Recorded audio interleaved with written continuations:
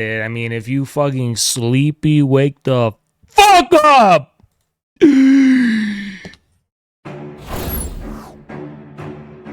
Ain't no time for sleepy Joe Biden. Ain't no time for being a sleepy Joe Biden. What's up? Escayón. What's up, Escayón? I know it's late. I know it's late. I know it's late. Y'all don't think I don't know it's late? No. Y'all don't think I don't understand that it's late? Y'all think it's beyond me? That it lies my understanding, my comprehension, my grasp of how late it is? Wake the fuck up. Some baby ass shit. People being sleepy and shit. Some baby ass shit. You get these streams 3 times a week, and they come when they come. And that's ultimately on me. Do you understand? And I'm still on kick. Fuck it, August, we're going to YouTube. Going to YouTube August. If we meet the sub goal. As soon as we meet the goal, we're going to YouTube. Okay? Now, my cult members. It's fucking interesting because there's some very decisive stuff for the party I actually have to talk about. It's actually fucking crazy. We have to review something, look at something, and talk about it. And I have to explain to you, get you up to speed on some of the things that are going on of some rather decisive significance, if I may say so. Quite significant developments that are going on across the board. Now, I want to fucking make an announcement first before I do that. And there's not enough gorillas that are here. That's the fucking problem. Okay, if you're here, you're fucking really smart, okay?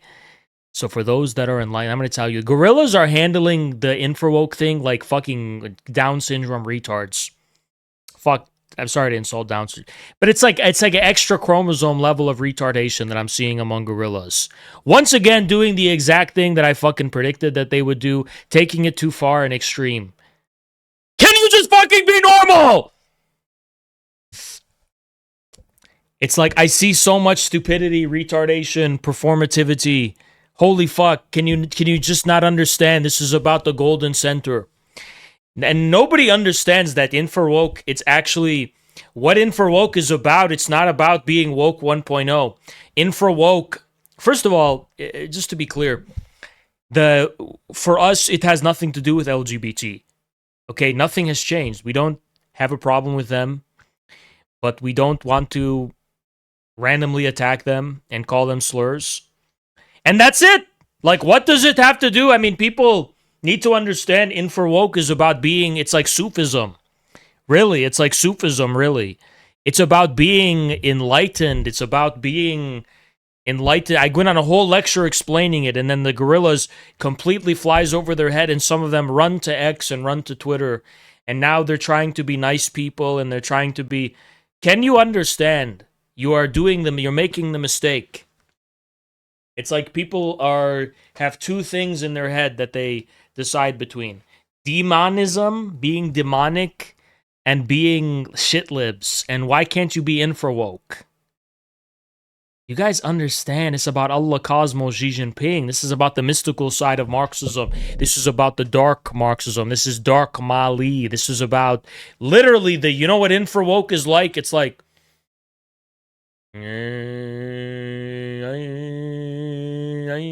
You want me to sing the infrawoke anthem? I'll come up with it right on the spot right now. If you want to understand infrawoke, it's like infrawoke is on some shit like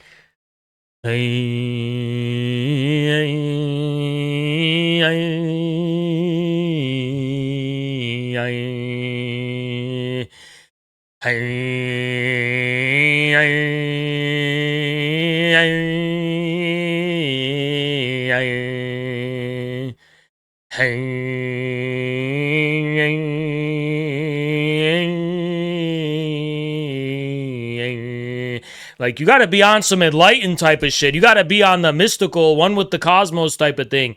That's infrawoke. It's about the moral cosmos. It's about aligning yourself.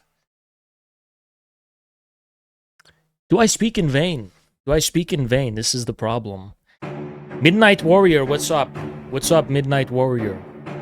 So, gorillas, you know, and then some people think it's very strange. They think I'm taking a strange turn. Some people think so.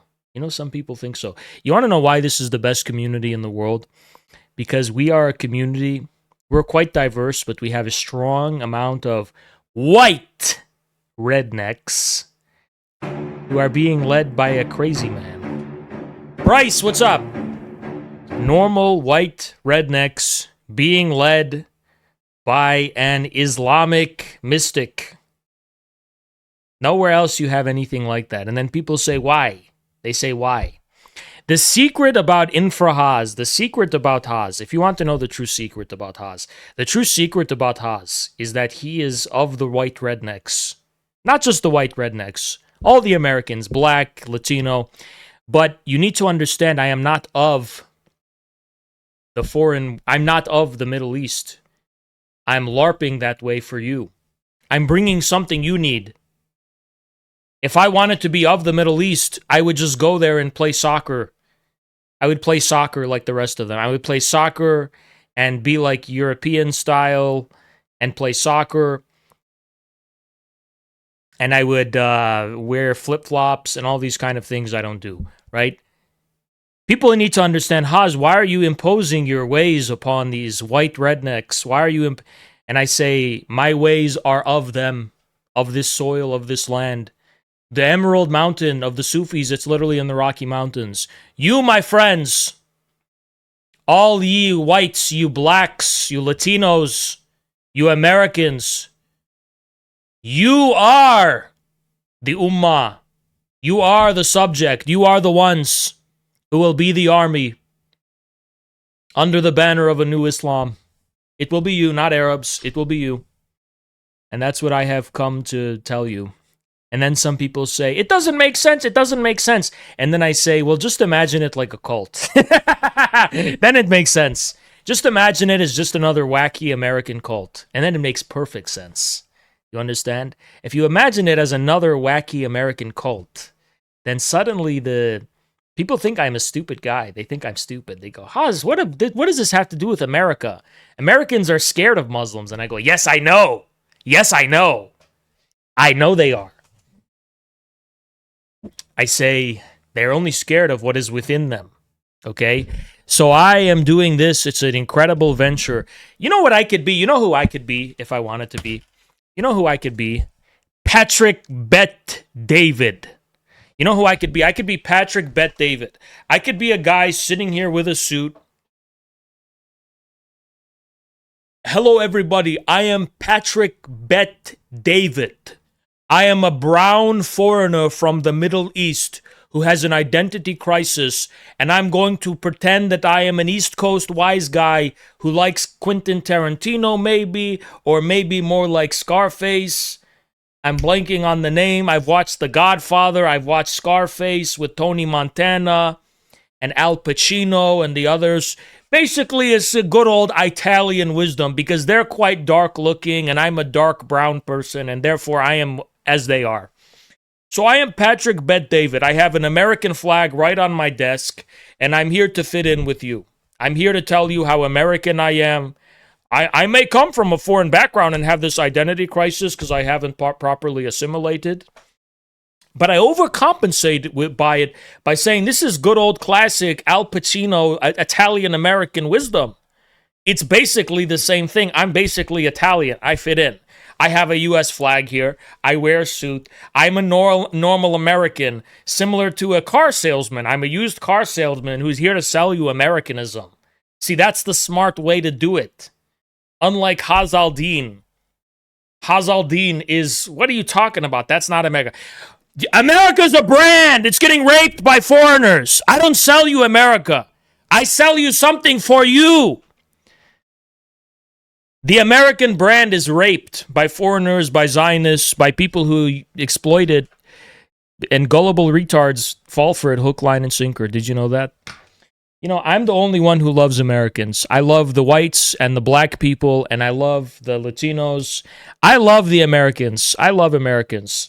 And because I love you Americans, I have to give you this foreign thing. This Islam. I'm giving you a Gnostic pill to awaken you to something that looks foreign and strange to you. But I'm actually rescuing you from this prison, this archontic prison that you're in, that's draped in stars and stripes and shit, right? Because I care about the American people, and I want them to be free from this, and I want them to awaken to the barbarians within. And this is the fact. And he goes, learn some respect. You can't force people to convert to your ideology. Yes, I can. Absolutely, I can. One's if you are forcefully converted to this ideology of Allah, Cosmos, Xi Jinping. One's if it was by force.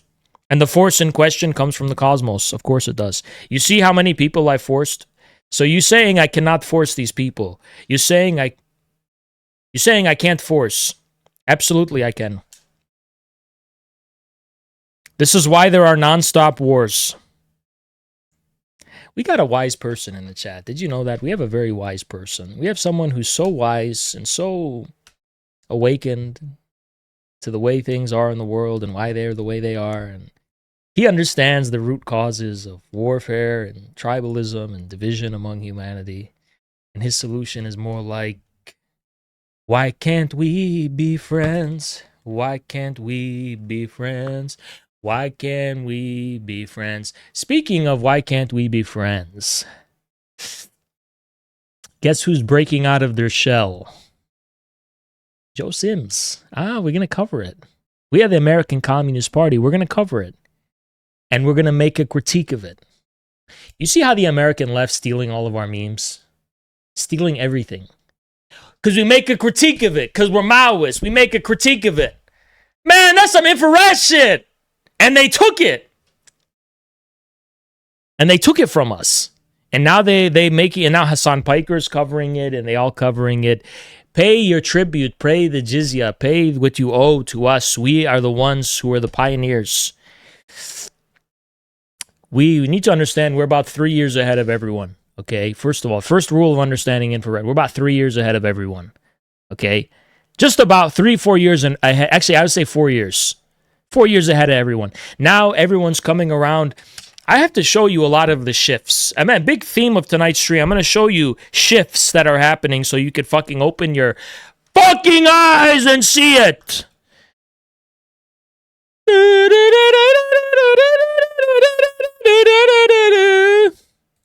Gorillas and sons, ops on the run.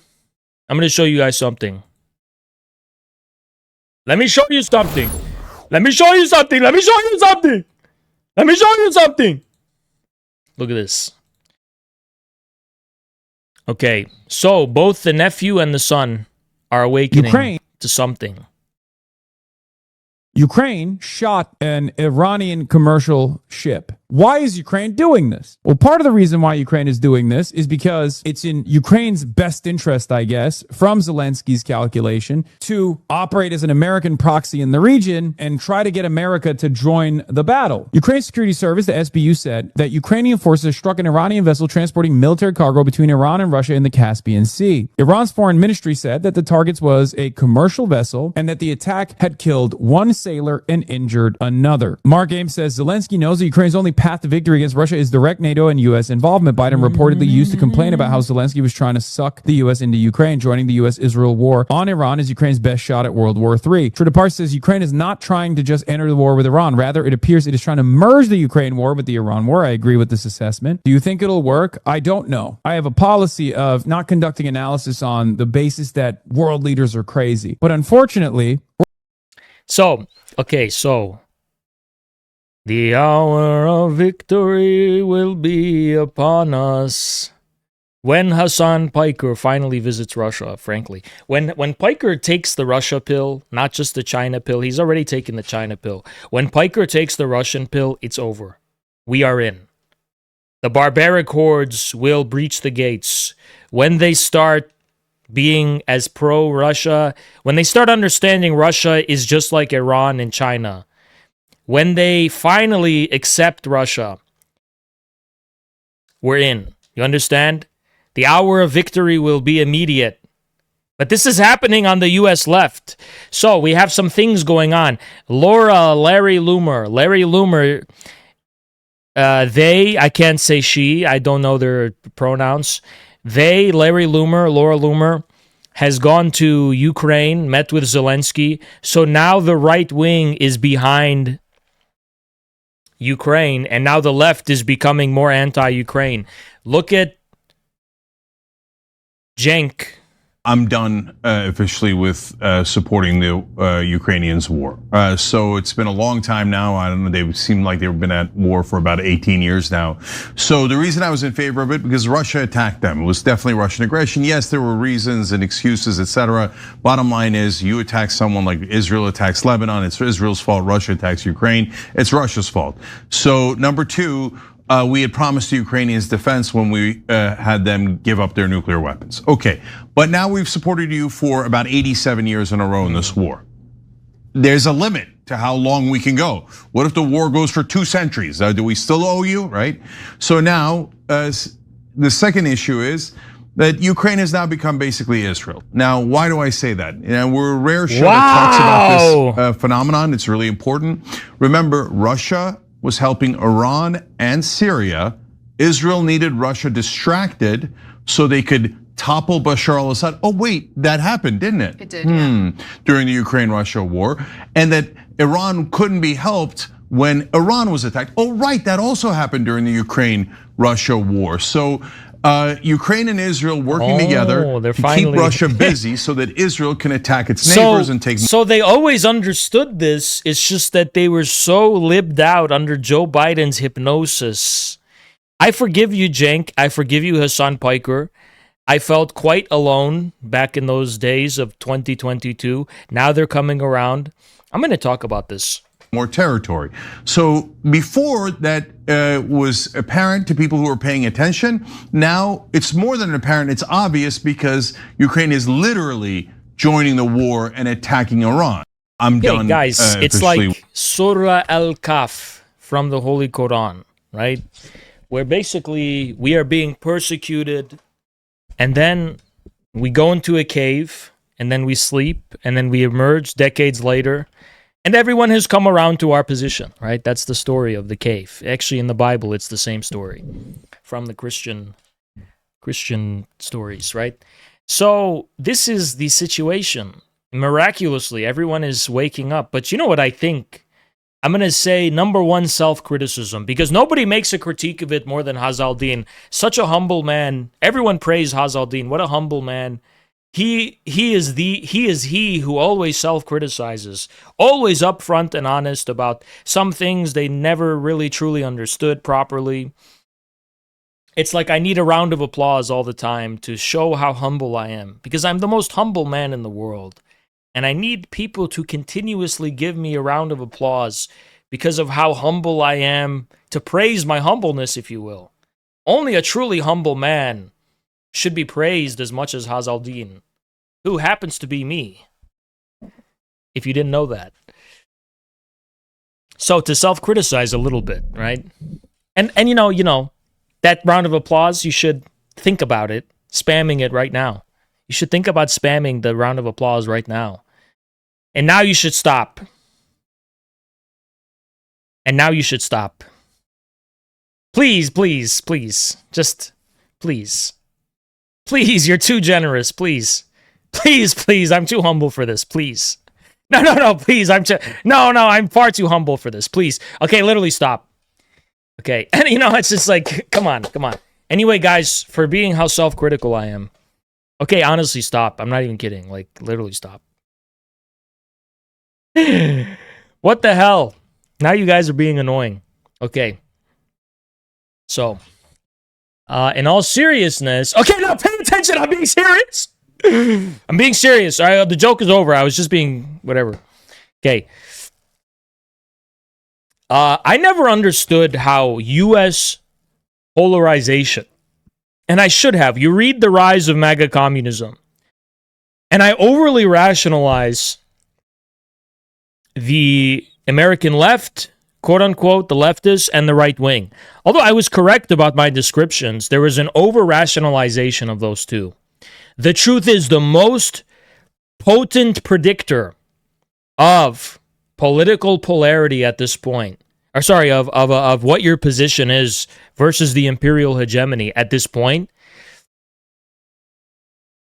Polarization. It's just if the Democrats are in power, then the Republicans, people who are MAGA and so on, they're going to be more counter-hegemonic. And if Trump is in power, then people who are Democrat-leaning will be going down these trajectories of radicalization. And the pipeline is just based on who's in power and who's not. Like, America's so polarized that the content of the division, that's how you know it's a real civil war. The content of the division doesn't even matter at this point, because whoever's the regime is, it's just about where there's the pipeline to radicalization. You see, when Biden was in power, the pipeline to radicalization was much easier for MAGA to do, because if you're a shit lib, you spend all your time apologizing for the regime. But when Trump is in power, the pipeline to radicalization becomes quite easy if you're on the left or if you're liberal. So there's nothing fundamentally that aligns American left liberals to Ukraine, actually, when you think about it. It was just the fact that Biden was president. Now that Trump is president, they're even... The one thing I thought is impossible, they're starting to turn on Ukraine. And I think that's so interesting. It's just about the polarization is so intense. It can make you have any position. For example, if Trump was pro-LGBT, then left liberals would start being anti-LGBT. I'm convinced. If it's all about the polarization, like if Trump... Polarization goes much deeper than we thought, is what I'm trying to say. Much deeper. And I thought not because of COVID. Because during COVID, you know, it seemed like it was clear, even though Trump was president, but no, the truth is it's not so simple. You know, there is a third party populistic demographic who are waking up. But listen, you know, Vosh called it the Nazbol vortex. And we don't have to call it the Nazbol vortex, but that vortex is real. It's a vortex that pulls you in. Pulls in MAGA, and it can pull in people from the liberal left. And the vortex in question is the American People's Party. The third estate, so to speak. The forgotten voice of popular sovereignty that is not officially classified or categorized in U.S. politics.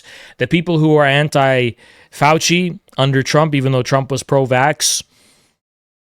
You know, like, this is all a vortex that you can't classify as Republican or Democrat.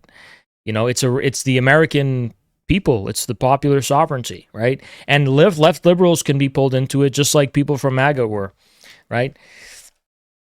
So that's very interesting. And everything seems to change just on that, just like that. And you know me. You know my policy. If they come around to being anti-NATO, then I am okay. I mean, Laura Loomer is going to Ukraine. Fuck that bitch. Russia is good. You want to know why Russia is good in principle? Russia's borders do not end. There's no... Russia is good. Russia's borders don't end. Russia is the world. Russia is the prince of the world. Russia is a world polarity. It's the polarization of the whole world. Russia, it's like Malema said, we are Putin and Putin is us. Russia is the flag of Tartaria. If you're pro-Russia, you are good. Like, by default, you're good. And if you're anti-Russia, by default, you are bad. Like, that is one of the most fundamental forms of polarization of the world. And why? Because Russia is not a small, stupid country. Russia is a universal empire. Russia has no borders. Russia is a global influence. Russia is a soul. It's about the soul of all of universal humanity. Russia is more than just a country. You need to understand that. Russia is not simply a state or a country or the Putin administration. Russia is a form of universal humanity. It's literally one of the most multicultural, multilingual, multi-ethnic places in the world. It's not a small nation. It's not a simple country. It's a universality of some kind, right? And even if there are evil, there's no such thing as an evil true Z person. There's an evil traitor to Russia who disguised himself as pro-Russian, for sure. But Russia is good. It's a force of good. And China is, everything is different. China is good, yes, but China is not the polarity. There's a reason why it's easier to be pro-China than it is to be pro-Russia. Because right now, politically, geopolitically, China is more neutral than Russia is. Apparently. Not in reality, but apparently. Right? Russia, put it this way. The Mongol horde is ascendant. Russia is the gateway. The gateway. China's already there, but Russia's the gateway. If you're against the gateway, you are against the world revolution. It's about the world revolution, is it not? It's always been about that.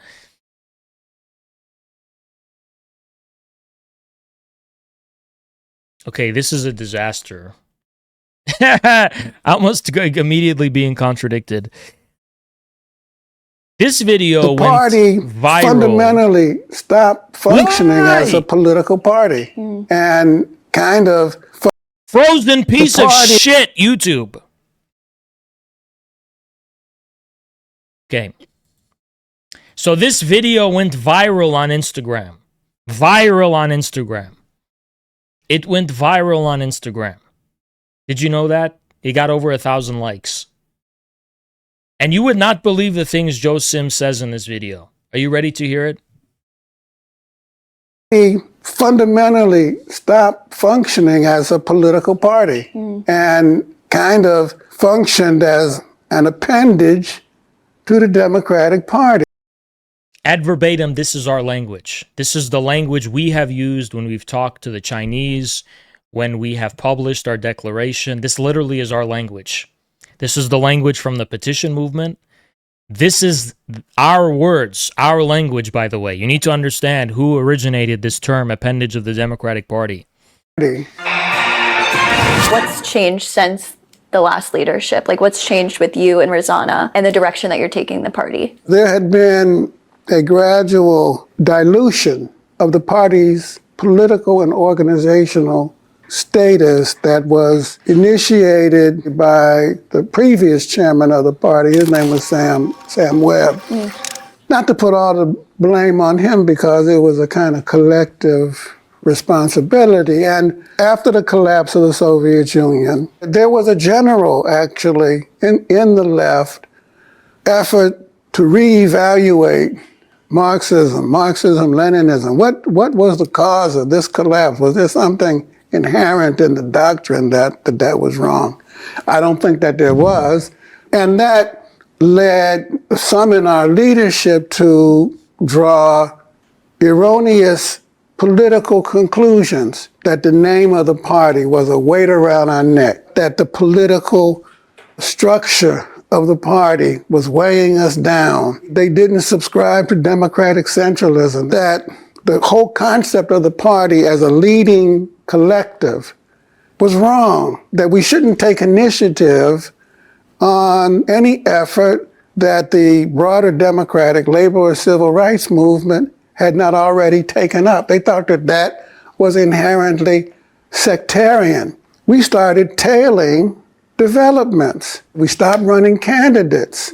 The party literally from the ACP declaration fundamentally stopped functioning as a political party and kind of functioned as an appendage to the Democratic Party. We didn't see ourselves that way, but objectively, if you look at it, that's kind of what happened. And when Rosanna and I came into the leadership, we felt very strongly that we needed to rebuild the party from the bottom up.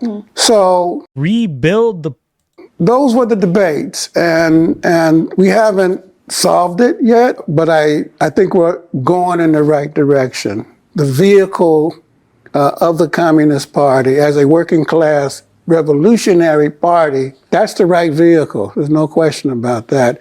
And history has proven that in a whole number of places. Why around am the I world. keep getting this? The party, like the ad blocker gives me the ads. Why would I get an ad for an ad blocker? The whole thing is... Okay, let's talk about the content. So, No, we have to talk about this. This is I'm such a naive person. I'm so naive, and a paranoid person would say this is cynicism.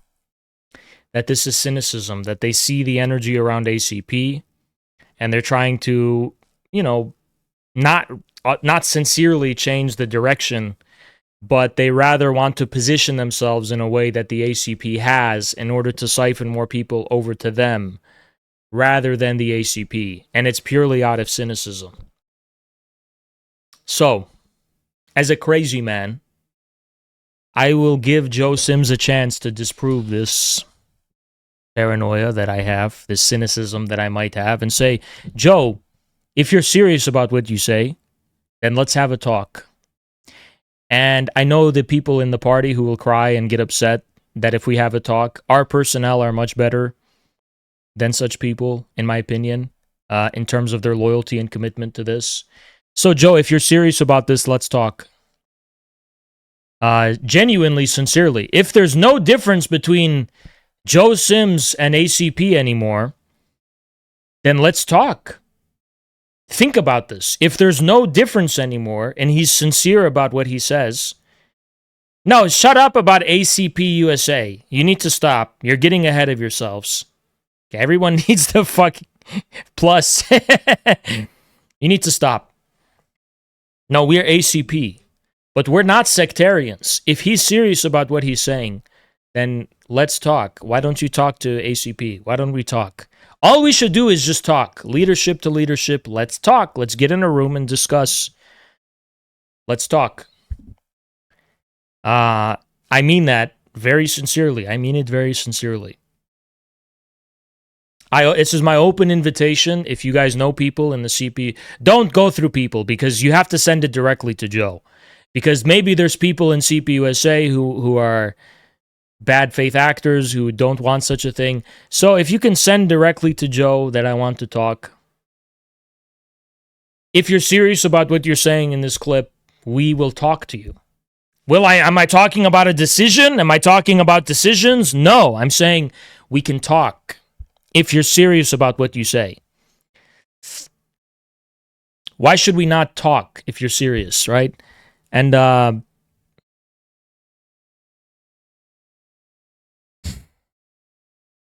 ACP is what we wrote in our declaration. We stand by that and we mean it and we ride with it. And we don't regret anything and we've done what we've done. But if he's sincere, you can say, Haas, you should never forgive them for what they did. And then I have to say, but that's not the Leninist way. The Leninist way is that if someone comes around to the correct line, you have to have a dialogue and you have to forgive them. Not forget. Forgive, because, for example, ACP had to happen before Joe Sims could ever even admit this, right? Before CPUSA was ever capable of admitting such a thing, there had to have been ACP, right? There's a reason for that. So no, we're not going to say we were going to forget, but I'm saying, could I forgive someone who comes around to the correct position? Yes, I can forgive them. If Joe was serious about this, he's saying this isn't as a new position. He's saying this clip, this was their position all along. Now, I'm going to tell you what Joe Sims is saying. Joe Sims is saying that he and Rosanna always had intended this, but because they never found a solution, they never pursued. So because they didn't have the solution, they didn't pursue it. But that's what he intended. They just never saw a solution. And if you're serious about solution, Joe, then we should talk to us.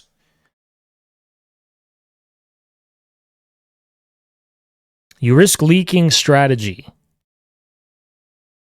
No, there's no leak of anything. We'll talk. That's it. I'll talk to anyone, by the way. We don't recognize the CPUSA at all. They have no status to us. They are completely defunct. They're defunct to us. That doesn't mean we cannot talk to Joe Sims if he has changed his position or if he's serious about what he's saying. Just to talk. Well, here's the difference, okay? I genuinely think I lean 80%, 90% that this is cynical. that this is just because ACP has all this energy and they're just saying this now to try to direct that some of that energy to themselves. But I leave 10% open because I'm not a sectarian. The way you can prove that you're serious about this is to have a talk. In my opinion, the way to prove it. Okay, how do we... I give him an opportunity to prove it. I give them an opportunity to prove it. I don't hold grudges. I'm not a petty, small person. And maybe Joe is small and petty. Maybe. I don't know him personally. Maybe he cannot forgive all of the trolling and the memes and all of this stuff. But ultimately, who cares about that? No one cares. A real commie, I don't think Joe cares about that. How could he? You know who wanted to always believe in Joe Sims? You know how heartbroken I am?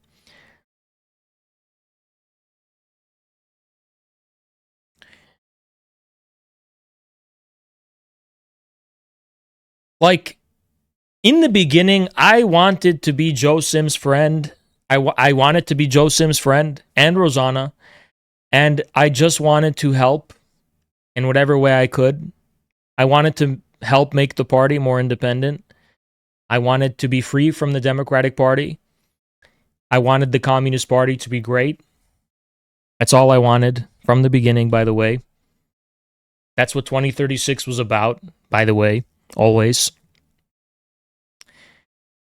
And, you know, I never wanted to be enemies. I never wanted to be enemies. I always wanted independence, and that's it. But then I would just get like venomously... I would just get like bitten, like the snake is biting me. Like I lend out my hand to Joe Sims to shake his hand. And then a snake comes and bites my hand and I think, what did I do? And then I learned that it was maybe someone named Taryn Fivek who is getting in Joe's ear, maybe. I don't know. I don't know. But there were people there were gatekeepers in the CPUSA who did not want to see that happen. Maybe Taryn is gone. Is Taryn still part of the CPUSA? Does anyone even know? Is Taryn still running that organization? Because if not, then I think the root cause... I'm not saying that this reverses anything. I'm just saying that if Joe is sincere, then I want to give him an opportunity to prove it to everyone. I'm not a petty person at all. Or maybe the key thing, if they still are calling us fascist and stuff, then this is cynical. Because if they're saying, oh, ACP are Nazbols and fascists, okay, you're just engaging in cynicism then. Because you know that's not true. And yet you're saying the very things we said that were the founding purport of the ACP as the reconstitution of your party. And you're signaling that you don't disagree with us about the fundamentals, you know? And so if you don't, then let's have a conversation. And it's so simple.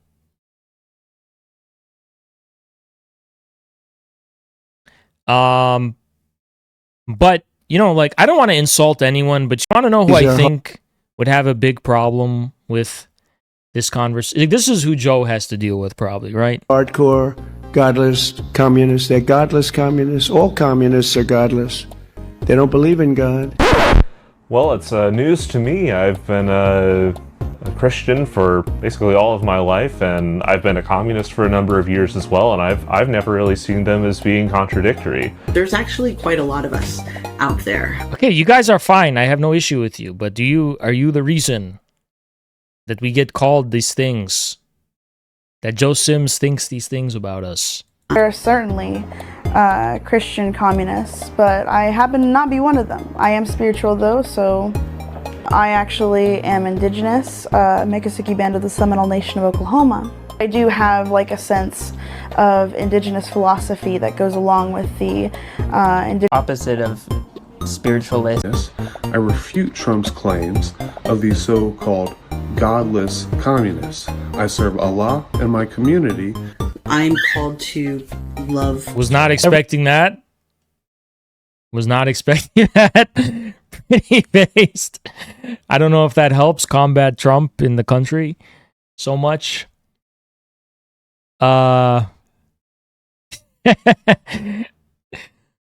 Every communist I know has been a person of profound faith in the human But potential. you know, if you think about the fundamentals, it's like, well, we agree. This is another thing we agree on. So why, I'm just saying we do, if you're genuine about this thing, about being independent of Democrats, but I just don't want to be I keep getting heartbroken, because I am not a cynical person. I'm not a paranoid person.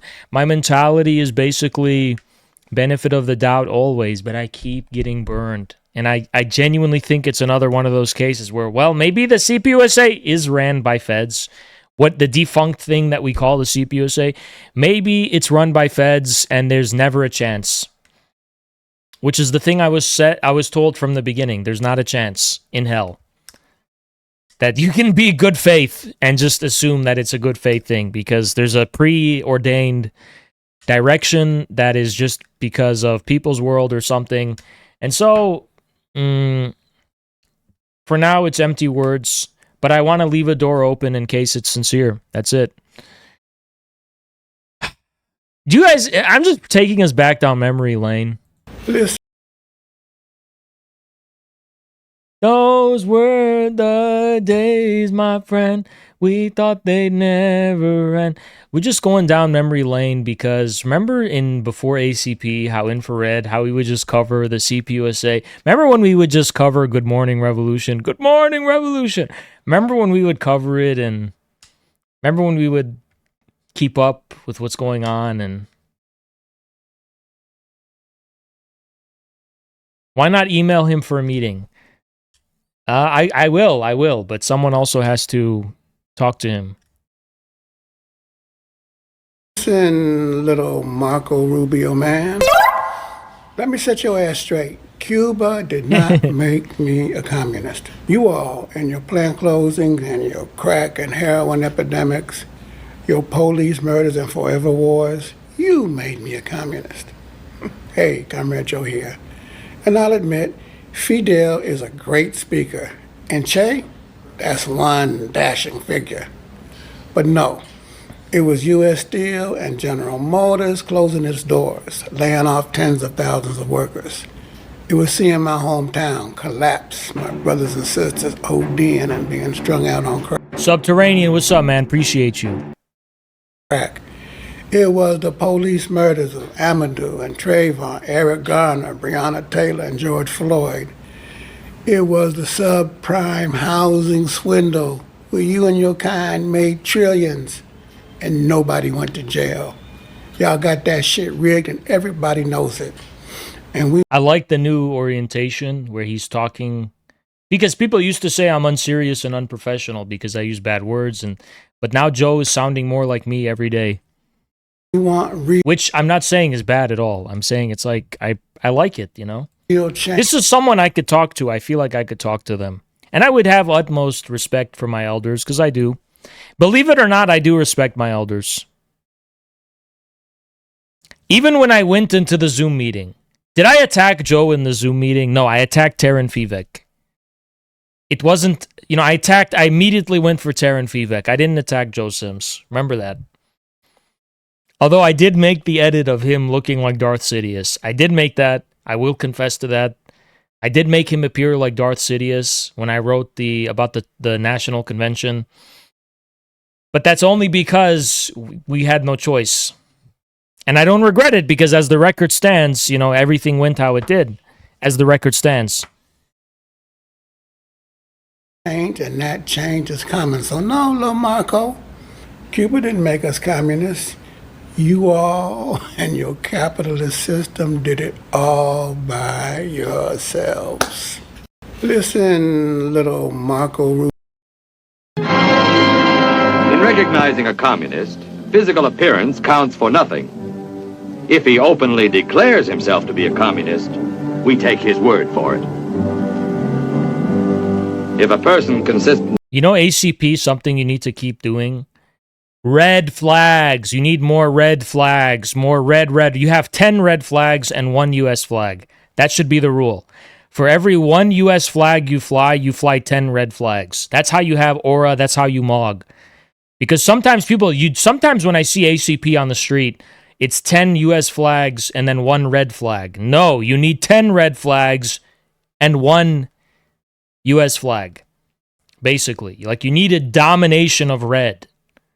Why do people fear that? It's like you're apologizing for who you are before you even announce your existence. We are not Pat Sox. We're not Caleb Maupin. Okay? Reads and advocates the views expressed in a communist publication. The term red flag has a bad rap right now. And if you were truly cultured, you would know it doesn't at all. It does not have a bad rap at all. If you were truly cultured, you would know that.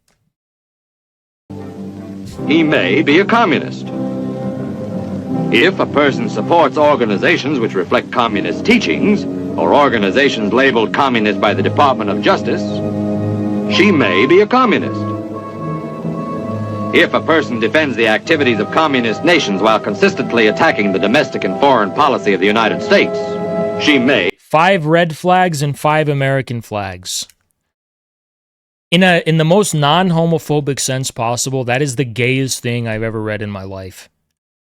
Like, you have no understanding of dialect. Like, I don't mean to roast you, but that is the most cringy, like Barney the dinosaur thing I've ever fucking read in my entire life. We're just gonna have it half and half, to be fair. No! The red flag dominates! Always! The USA flag is the historical flag. Should probably be a Betsy Ross flag. It's the historical flag of our country. The red flag is the active, vital flag of the revolutionary future. That is our flag. 100 red flags, 0 American flags. I mean, honestly, the US flag is completely optional, if I'm going to be honest. It is optional. Like, if it's all just red, like a sea of just red flags, maybe some with our party's logo, that would have aura and go hard as fuck. But it's like that would go hard as fuck. The problem is, like, guys, are we not on the same page? Okay, nothing against LGBT people, but that flag is what ruins leftism. When leftists have the USSR flags, and then they have these... Again, I don't hate the community, but the flag is hideous. It's the rainbow flag and stuff. It's like, that's what the aura loss comes from. If it was just red, it would be like great. If it was just red. If it was just red, there would be no aura loss at all. Now, 1 US flag for respect is not an aura loss. But when you have 10 US flags and 1 red flag, it's an aura loss. I'm not going to lie. It's corny. It's a massive aura loss. I'm not going to lie. Massive aura loss. Just have one Betsy Ross flag out of respect to honor the history, to honor the first historical flag of the American state. If you want to have the Lincoln flag, you can use that one instead, maybe. And it's like, have it out of a groundedness if you need it. But to have 5 and 5 is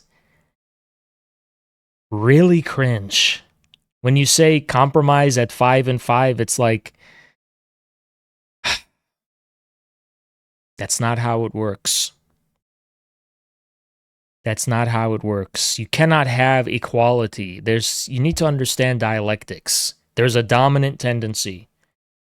There's always a dominant tendency. There's never an equality of principles. That's paganism. You can't have that. It's nonsense. Anything that evokes compromise evokes weakness. Remember that. Anything that evokes and elicits compromise, everyone lock the fuck in. I'm going to teach you about something. Lock the fuck in, and I want to see you understanding. Lock the fuck in. Lock the fuck in. Are you locked the fuck in, yes or no? When it comes to your visual presentation and your self-expression, or anything in life in general, anything that expresses compromise is weakness. Being strong and effective and compelling is about having a coherent, consistent, clear, radiant, potent principle that is one. No compromise. It is what it is. Now, it's embedded, it's rooted for sure, but it is one thing that you're communicating. One message. Not two messages. You're not saying, I'm an American patriot and I'm a communist. If you're a true Marxist-Leninist, would you communicate one thing that says, this is the comprehensive world historical reality that the only people who will build the American nation are the communists. The communist project is the future. We are the strong path forward for the country. We are not negotiating with any other identities, nothing, just communism. That is strength. 10 red, for every one American flag, you need 10 red flags.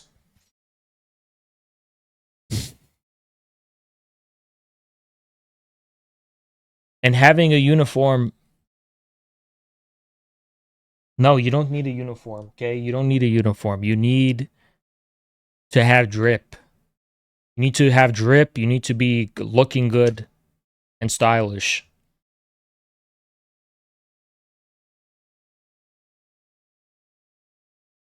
Like, it's not an excuse to have no drip. There's never an excuse to be dripless. Oh, I'm a communist, so I don't have to have drip. No, that's not true. Actually, you need to have more than anyone. If Marxism is a true science, if Marxism-Leninism is a true science, then you should be the most impressive looking, having the most drip. Why do you think communist songs from history were the best? Why did they make the best songs? Because they proved the science through the creation of great things. If you are producing cringe, you're not a communist, you're not a Marxist, you don't know the science. Truth. That's truth.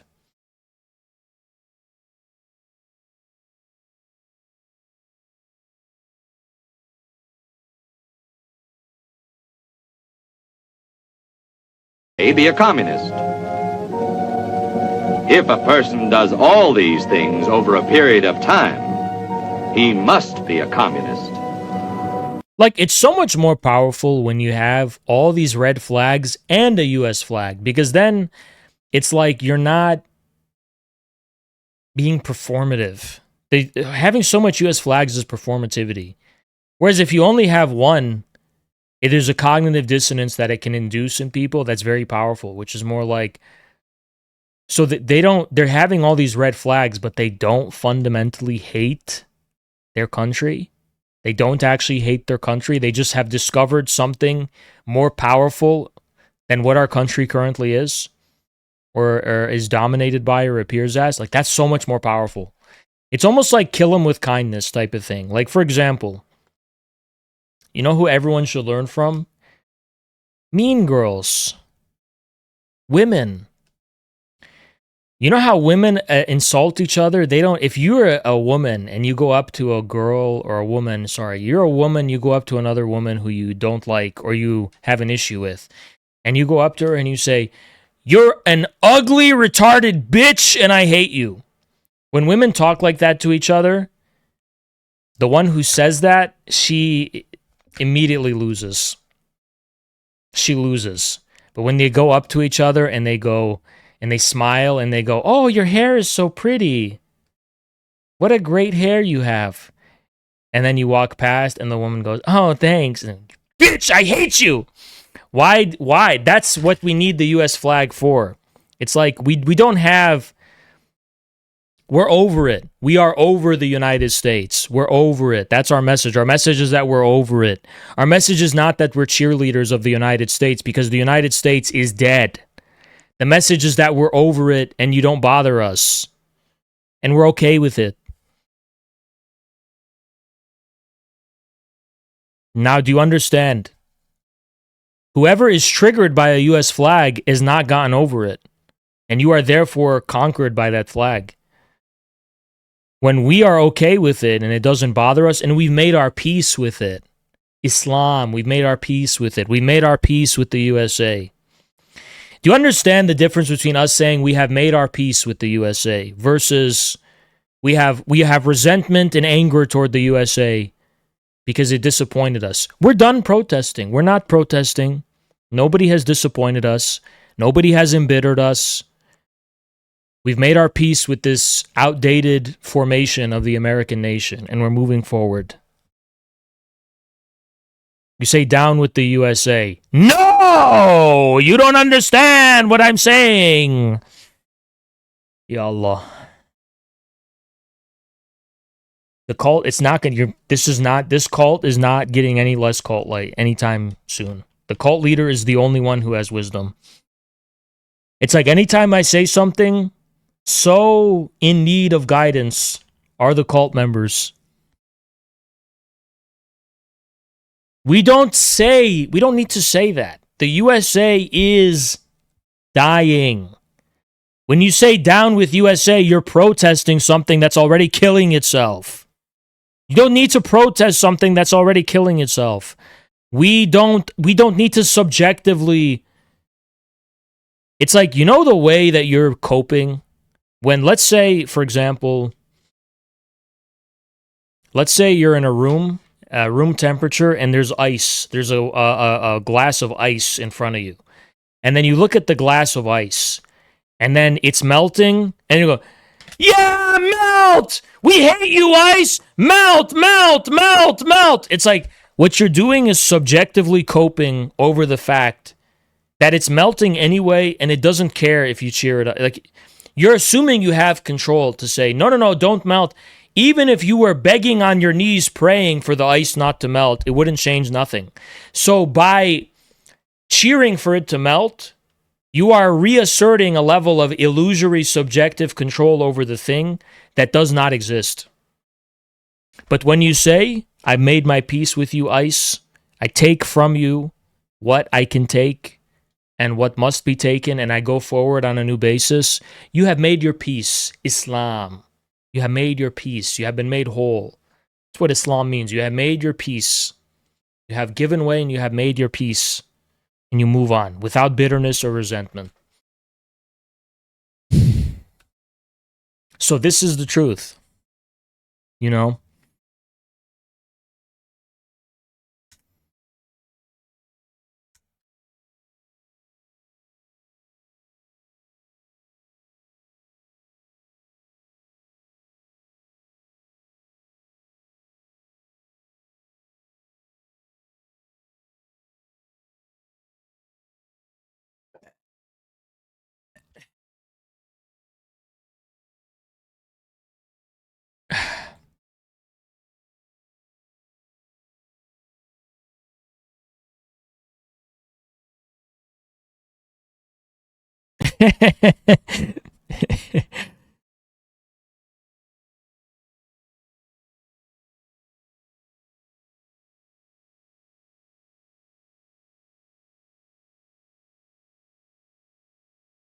You'll know what time it is. It's time for Marxist Trivia. It's time to fire up those brain cells, drink a little bit of coffee, and let's see what they have in store for us today. Question number 1. May 5th is Karl Marx's birthday. What is the main thing that Marx got right? Is it everything? Am I right, guys? Am I right? Okay, let's focus. Is it A, the working class must rule? B, that the capitalists produce all value through their application of capital? C, that workers produce less value it's like than they are paid? in an alternative timeline, we could have very much helped with media. We could have really helped with the media game. Like, it's a shame. Let's say that the whatever the 32nd National Convention where ACP was formed, let's say that they didn't shut down Petition 5, and it was, we would have really put them on the map when it comes to the media game. It's quite sad for them. I mean that sincerely, you know. This is not good media that they're doing. We would have, like, this would not be allowed in ACP. We would say it's not engaging, it wouldn't work. What the hell is Joe saying here? Socialism is not about identity. It is about class. But maybe you didn't notice. Class is an identity. Comrade Joe sharing today. And yes, the genius of Marx was that he demonstrated that the struggle between capitalists and workers over the division of the workday, that is, who gets the profit, is the basis of class struggle. But that class struggle is marked by a racist and sexist social division of labor in which people of color, women, LGBTQ, the disabled, are paid less and treated less than by capitalists. To unite the class, we got to address these inequalities. That's why Lenin said workers You had me in the first half, I'm not gonna lie. and oppressed peoples unite. To do so doesn't take from white workers. We need to take from capitalist profits. But it's a good starting premise. I mean, it's not bad starting point. Socialism is not about identity. It's about class. Yes. But maybe you didn't notice. Class is an identity.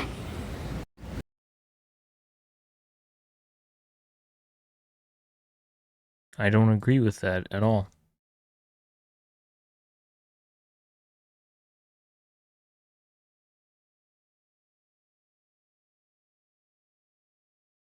Hey, look, he's defending Chris Smalls from the Jacobin hippies. Former Amazon union organizer Chris Smalls was criticized in a disrespectful way in a recent Jacobin article reviewing his new book. Don't the socialist editors at Jacobin realize that in Marxism there's something called the national question, and that perceived racial insensitivity destroys class unity? It's not complicated. This is your comrade Joe speaking out.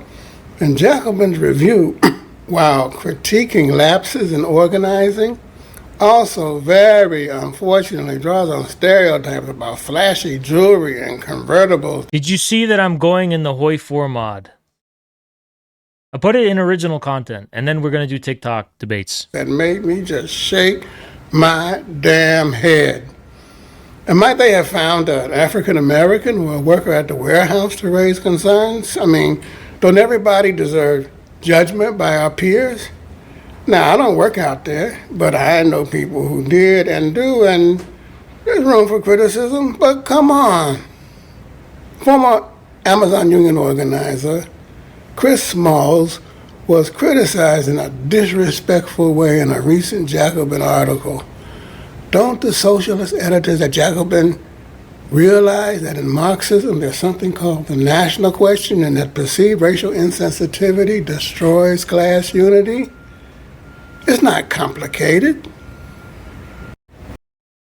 You know, in principle, I don't disagree with that. You know, racial insensitivity is not a term I like because it's HR speak, but if you're talking about, I like respect, you know. Don't disrespect people because of their race. Give people the respect. Make sure people are respected.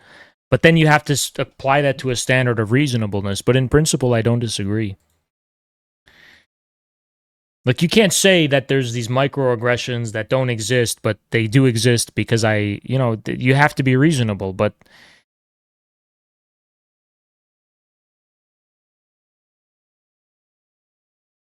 okay. Hassan Piker recently said that the collapse of the Soviet Union was a catastrophe. And he was right. Hey, this is your comrade Joe talking. His comments, however, caused both liberals and conservatives to go bananas. I know, it's like Joe, I think he just hates me personally. That's what it is. He just hates me. Like, he could agree with everything we think, but he's always just hated me. He just always hated me. He just always hated Hazaldin because he thought I was with Caleb Maupin, which, okay, Caleb's gone now. If Taryn is gone and now Caleb is gone, isn't that a wonderful exchange? Caleb is gone, Taryn is gone, and what differences remain between us now? These two people who hijacked our vision. How could he, they said.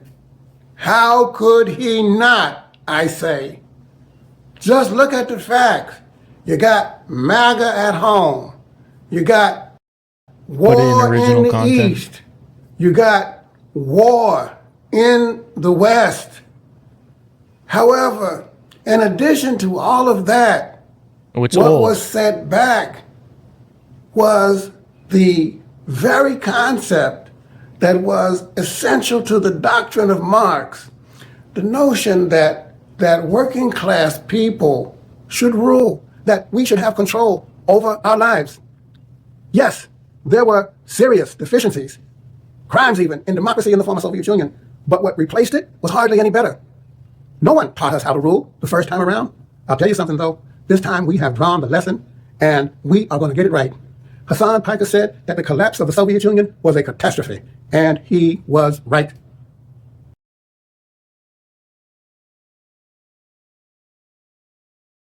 Joe, you know what Joe is like? It's a self-fulfilling prophecy. I want to tell you that it's like a Greek tragedy. You want me to tell you the self-fulfilling prophecy about Joe Sims? We'll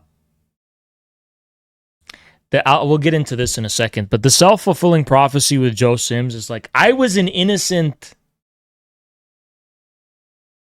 24, 25-year-old. I was young and innocent, and I said, I would like to help make the CPUSA great. And Joe thought I was gunning for leadership. I never wanted to be leader. I never intended to be chairman of anything. And he immediately saw me as a threat. I wanted to help, but he saw me as a threat. I was never a threat. Actually, I'm a very loyal person. But he saw me as a threat. And then I was like pushed into this position basically by history where I became the leader of the Communist Party. Something I never intended, by the way. And it's like it was a self-fulfilling prophecy.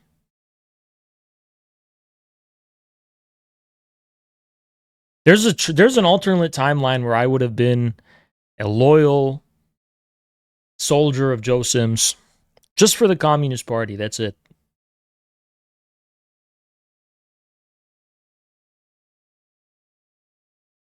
But he saw me as a threat, and thereby cemented the inevitability of confrontation.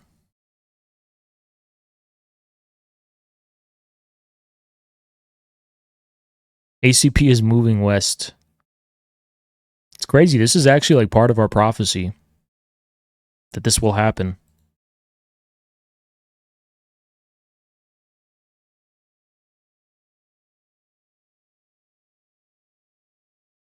Haydar.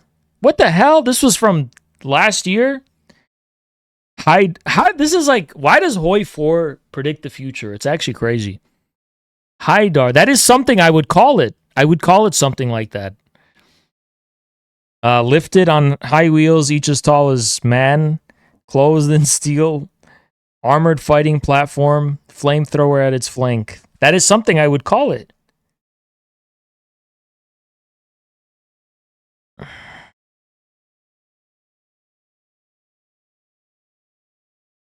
Timur has awakened. ACV. Wow. It feels like this could happen.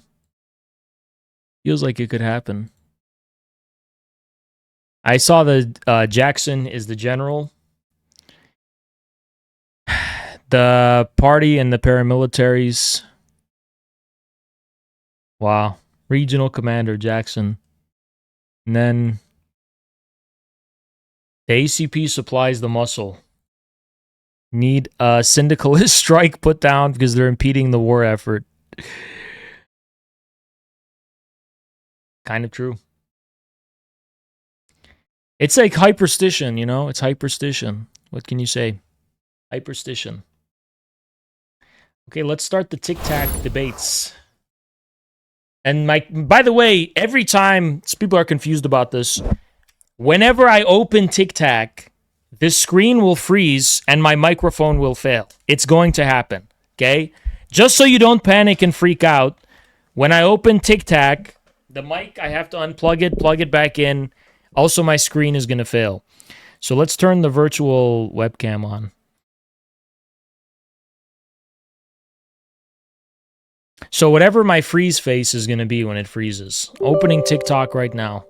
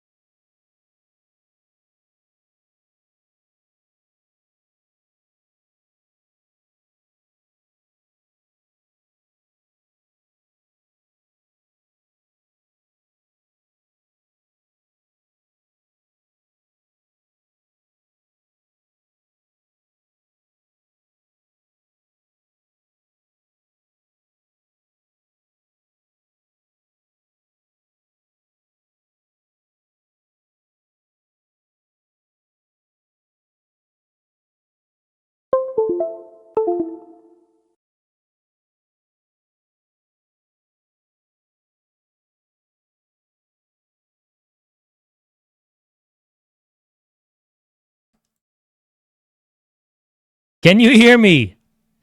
Yes or no? Can you hear me? Can you hear me? Can you hear me? Jesus Christ. Can you hear me? Yo, ones of you can hear me. Okay, loud and clear. Perfect. Okay, now I have to fix the camera. All right. Okay, now we're good. But that was a great thing where it was pointing. That would have been great to keep it like that, you know? So, TikTok is quite live.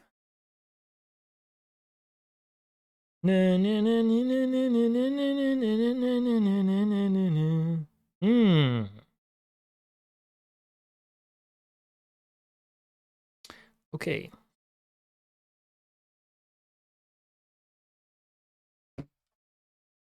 All right, so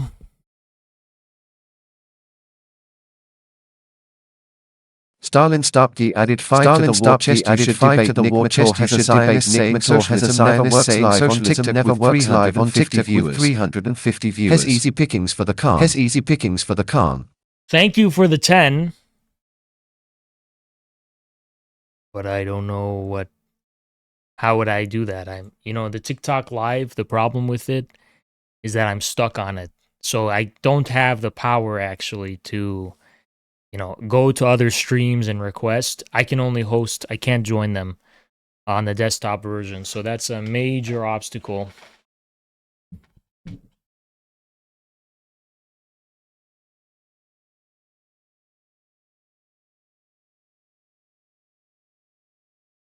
Gorillas and Sons.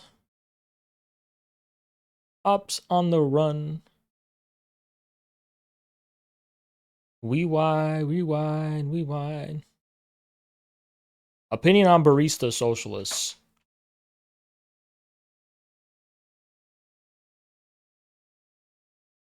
Have you considered blood plasma sales to fund infrared? Yeah, that's literally like a Count Dracula. Like it's like the meme where there's a speech bubble and it's like a vampire. It's like a vampire is in my chat. This like literal like cartoonish vampire.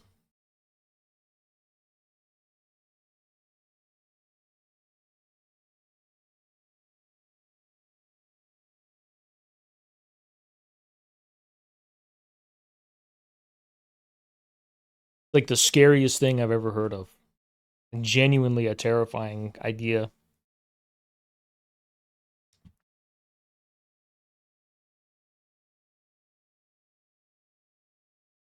Opinion on the woke. It means nothing anymore. The true woke person is the one who is awake. And no one is more awake.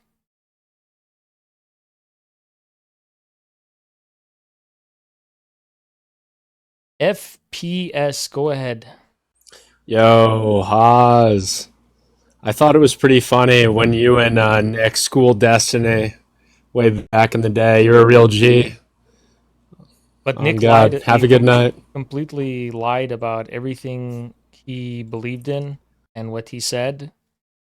You'll go watch that encounter and you see Nick Fuentes saying things like, "No, I'm not racist. I don't believe in racial division. I'm anti-capitalist. I love Stalin."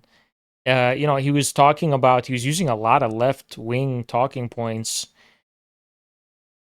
And I was like, I'm not gonna, you are what you say. That's it, and I just took it at face value. But compare that to what he says now, it's crazy. Notice I didn't even know who he was really, I give everyone a fresh chance to prove who they are. Bees, go ahead. Yo. Yo, what's up?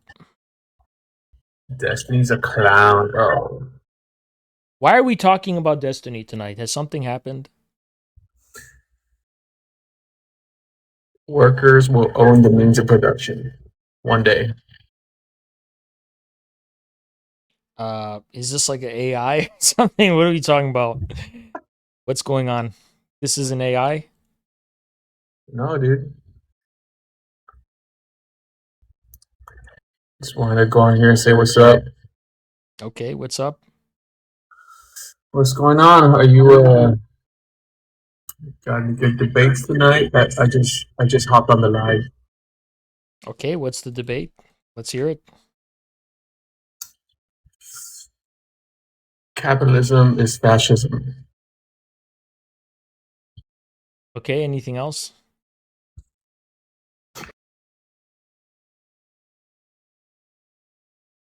What happened? They're gone. That's it? That's it? Difference between CPUSA and ACP. The CPUSA is an appendage of the Democratic Party, and the ACP is an independent communist party. It's kind of that simple. Go ahead, user 1 million. User 1 million. Haas. Yeah. Can you hear me? User 1 million. Haas. Hey, what do you have against sex workers? Hey, what do you have against sex workers? What is this echoing thing going on? You need to fix that. Oh, okay, can you hear me now? Yes, I can hear you. Hey, what do you have against sex workers? I'm not the one who has anything against them. I think the phenomena has to be eradicated, as all Marxists have since the time of Marx. Okay, but I mean, sex workers were everywhere during like the time when the revolution in the USSR happened. And it was the phenomena was combated and eradicated. Oh, okay, but was that done in its inception though, when the state was like barely a They state? tried. I mean, actually, Lenin, he said some. I mean, if you want to talk about who has a problem with them, read what Lenin said in the Telegram. Oh, okay. Oh, no. Okay. I get that, but there was like at least still a pragmatic compromise, right? But it just, I just No, think it wasn't. They that- didn't have the state capacity to eliminate all social vices and evils, unfortunately. Okay.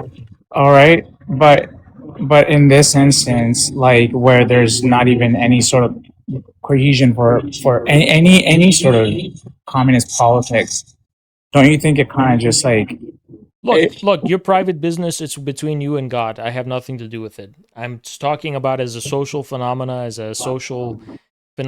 an evil, and Marxists have always believed in its full elimination. And it's as simple as that. Well, aren't you afraid that maybe this kind of creates hesitancy in your own movement in terms of the long-term goals of the Communist Party? What? That basically like I mean in general it's true that you yourself are no different than like a prostitute, right? Functionally in your relation to labor, production, whatever, and everyone's just like That's that. ridiculous. In the imperial That's just core. ridiculous. It's just an Why? absurdity. Why do you say that? Why? It's just How's a that any ridiculous, childish thing to say. Why? Every streamer is basically just like they're kind of Basically just like, the but working class, right? not that though. You know, it's just like ridiculous. So every journalist is that. Everyone who writes on a paper is the same. What is different about live streaming versus communicating through the written form? Nothing fundamentally, right? So what you're saying is just an absurdity, you know? It doesn't even make any sense. I think they disconnected or something. It's completely incoherent. Like someone who is selling the fundamentals of humanity, the fundamentals of your human being for sale, commodifying and selling literally the thing that where other human beings come from, reproduction. You're selling that as a commodity, the fundamental innermost reality of your subjectivity versus somebody who is being compensated for and being patronized to share their views and express their views, like an artist. Even if you're an artist whose paintings or music or something, is that the same thing? Of course it's not. One is that you're selling a product. Fundamentally, you're still selling a product of your work. Or you're being patronized to continue spreading a message. Not sell and commodify the fundamental aspect of your innermost being as a human being. You know? It's completely ridiculous.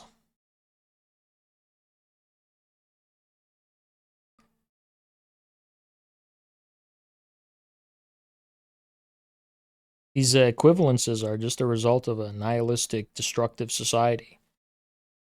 People they don't know what is real, what is not real, and it's quite ridiculous, actually. So let's, Luther, go ahead. Hey, Haas. What's going on? Dude, Fuentes view mods you, you little goat fucker. Okay, so you're just gonna say bad words to restrict me?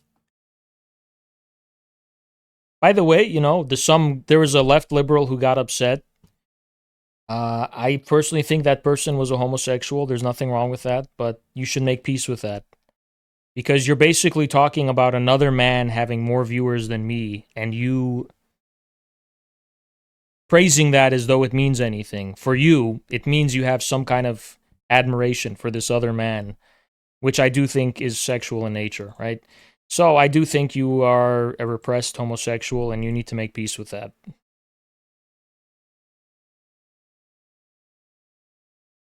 You know, there's this whole society that will accept you if you make peace with this. But what a ridiculous thing to say. Someone has more views. What does that have to do with anything?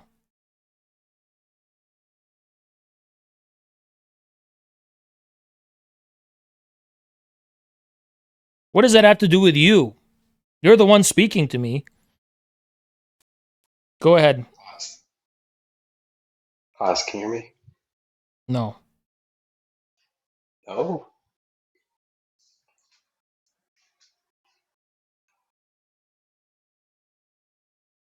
Like, what does that have to do with you?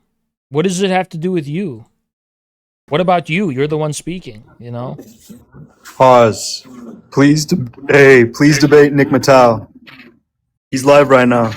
I can't escape. I can only host. I can't go to other people's streams on Just desktop. request in his live. We'll rate him or something. Oh my God, are you literally like I'm gonna crash out? I cannot escape hosting my own. I can't go to other people's live and request.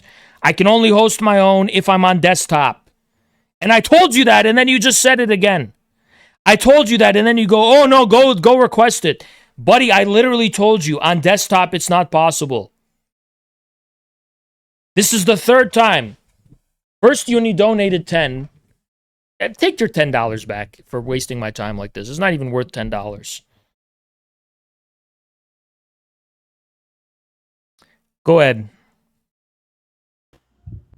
Haas. What? Yo, Haas. Are baristas socialist lumpen? What a fascinating question. Go ahead, define all the terms of that proposition and break it down according to a logical syllogism. Like woke service worker, socialist, creative intellectuals that are trying to get through school or whatever. Continue to expand on this riveting topic. That's What do you? this immense interest. What do you mean? Everyone is so fascinated by this topic. Need Okay, more okay, elucidation what? upon it. But what am I supposed to say about it? Just speak your mind about what you're asking me. Are baristas socialist lumpen? What? This is just brain rot. How do you have? You know what I think? I watched the movie The Backrooms, and it's about brain rot. You go to the back rooms, and it's kind of resembles something, but it was clearly a copy of something, and I just think that of all the years of the barista discourse, it's like somehow the backrooms took that, and you came from the backrooms that was like monitoring all the barista discourse for 2 years.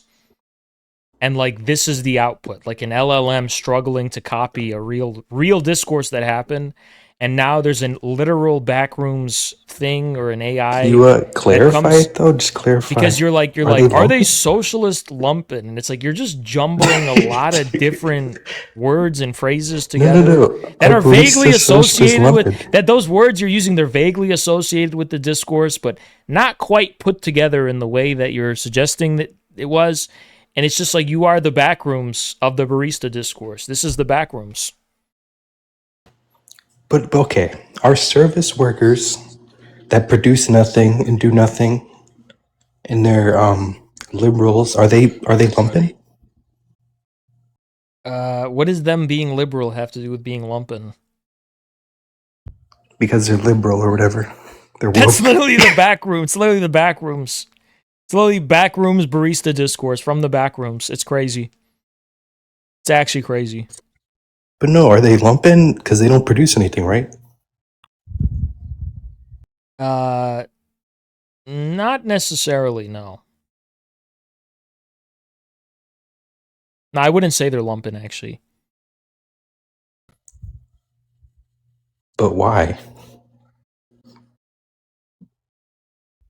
Because lumpen Why is something not? else. Lumpen means something else. But you actually said in the past that they're like drug addicts and they're homeless. I didn't say that. I said lumpen are drug addicts and are homeless usually. Yes, it's very common. No, but you said what's it? Writers on strike. Mm. Yeah, that's not the same as a barista. Well, I mean, like the class, like the. I said, barista, yeah, writers are like, not proletarians. They're not working class. No, they're not. They're petty bourgeois. What about like a nose ring, like woke socialist? The nose ring has nothing to do with anything at all. It has no significance at all. It literally means nothing.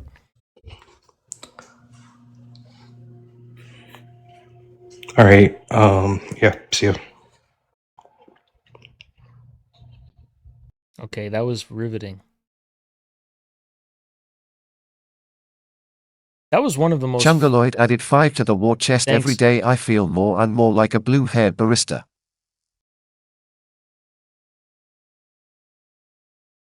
Fascinating. That's quite a comment among comments. That's quite one of the comments that we can infer are possible. For sure, it is a comment. It is a comment. Yes, a comment. For sure.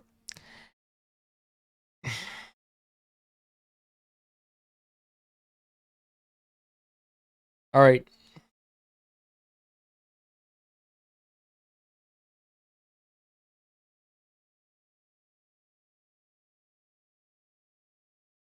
Jeffrey, go ahead.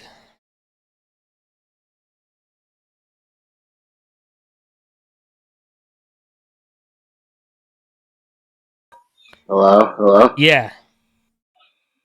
Hey, comrade, how's it going? I'm going great. What's going on? Good. Hey, can't bad things be true? What? Can bad things be true? So what is the content of Marxism that is true, according to you? Did I not come through okay? No, you need to repeat it again. Okay. You know how there's like bad stuff? Mhm. Can that bad stuff be true? Zoroaster thought so. He thought that it was all from Ahriman. It was a real entity responsible for the evil in the universe. Oh, that's cool. So you think Marxism is like Ahriman? I love that guy. Okay, you don't. So you're not educated. Oh no, I repeated the 3rd grade. Ah, How about you? I feel like I'm repeating special education every day when I Oh, wait, speak. did you go to one of those When I speak to you guys. socialist education camps? DPIM added 5 to the war Yeah. chest. How did you all convince Mokayaps to Oh, come to the I wanted to conference? go to the ones. I think they have some for Uyghur Muslims in China right now that are pretty sweet. You just got the whole dialogue tree of like brainwashed NPC. You know, I'm surprised you're not a bot. I usually see people like you on X and I think you're bots, but you're a real person who thinks this. That's crazy. Yeah, the dialogue tree, we actually call that English. No, we call it botted language of AI LLMs that are trained to just read Botted out LL. State Department, Department of Defense scripts about the world and foreign policy and domestic policy. So it just sounds like you just like have it all inputted and you're just got the whole dialogue tree of everything. Well, What's how can I next? We've say got the things I Uyghur don't know? Muslims. We've got the thing about Tibet. That's a forgotten one, right? And then we're probably What gonna did I say about Tibet? yeah, somewhere along the lines, it's going to be about like you The know. Khmer Rouge. Oh, that's Yeah. it. Okay, that's And interesting. then we're going to talk about Lenin and Stalin and the gulags. Okay, and then Then what we're going else? to talk about the Gulag Archipelago. Oh, that's okay. Then we're going to talk about I think the Grok was trained on that one too. I think Yeah. that Then that's we're a going to talk about Grok the classic. USSR propaganda posters that advised families to not eat their children because of starvation. Okay, And then we're going to say I've never seen everybody those. has the same capacities. Like there's no hierarchy of capacity. Oh or yeah, abilities someone of people. totally said that. Yeah, that's something. And then we're going to say Someone a totally brain said that. surgeon You're is right. just as valuable as a ditch digger. Yeah, that's And something. then we're that's going to to- say that's totally Black what Book of was said. Communism, 100 million deaths.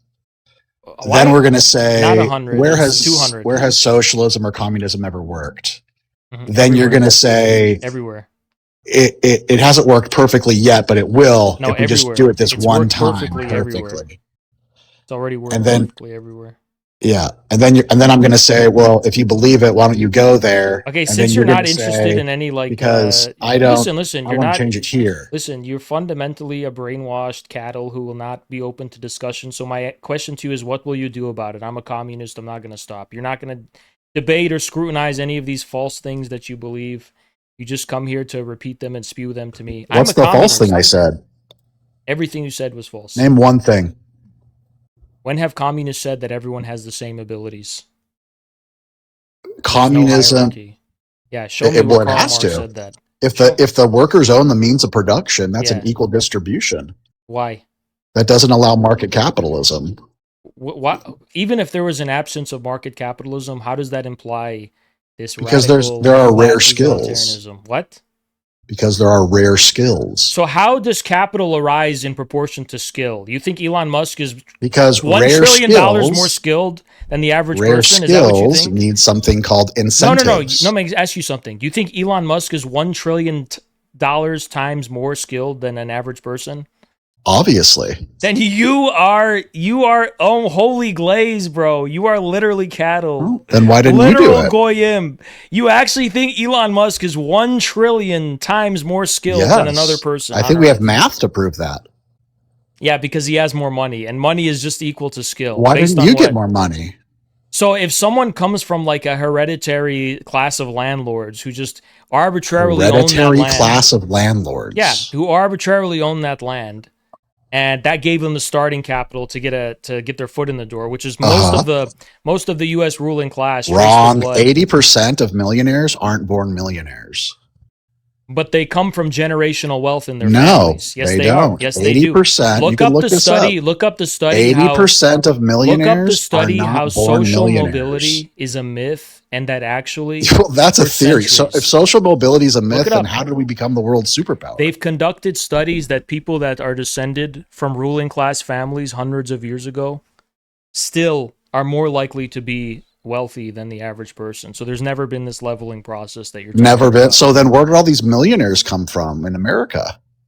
Usually it's a combination of having a hereditary background in the ruling class. Usually it's not hereditary Yes, it because is. Just 80% because your inherited parents wealth. weren't doesn't mean your grandparents weren't or their parents. So wait. So your grandparents were wealthy, but then they were poor. Your parents, No, somehow, no, because but then magically it doesn't go to the extreme. they did like a skip, jump over on the money. The point to you would have to make is that that's the stupidest thing I've ever heard in my life. The point you would have to make is that 80% of millionaires came from poor backgrounds, not from non. Here, I'll give you the citation. You want it? Okay. Did they come from poor backgrounds or just non-millionaire backgrounds?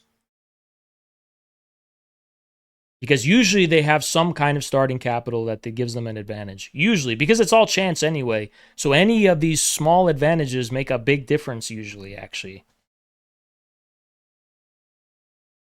This guy really believes in social mobility. It's crazy. Hey, look, I did the work for you. Okay.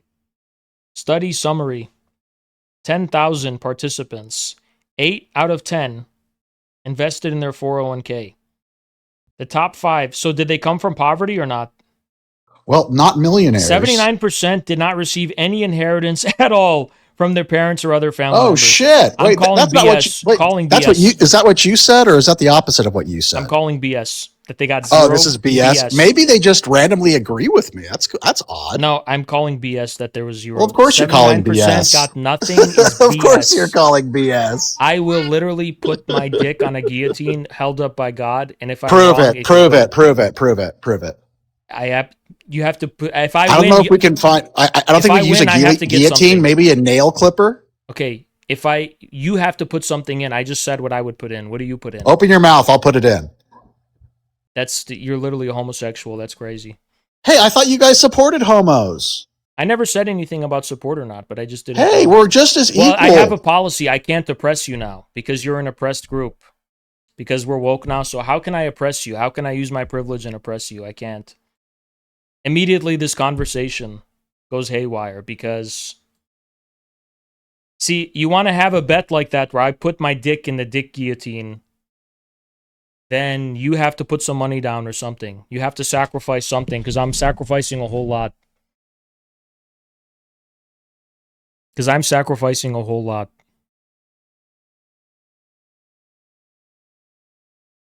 Torta Pounder 3000 added 5 to the war chest. Solidarity with the barista. He's saying 80% of millionaires got nothing from inheritance.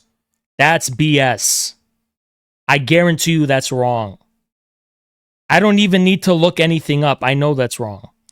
80% got nothing? No. That's not true. That's literally impossible.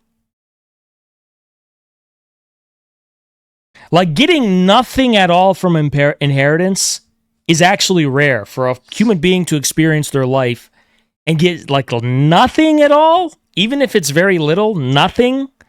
That's extremely improbable, even for the general population, let alone millionaires.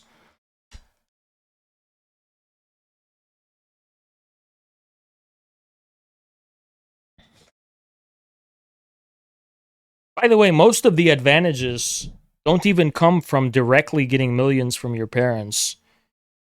Most of the advantages are a consequence of your family's connections. Who do you know? People who don't know this, they don't understand the basic rules of how society works. Everything is about who you know.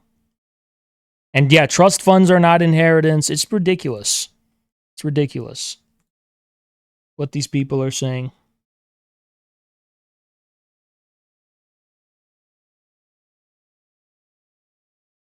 This person's name is Violent. Go ahead, Violent. Yo, what's up? How's my connection? What do you want to say?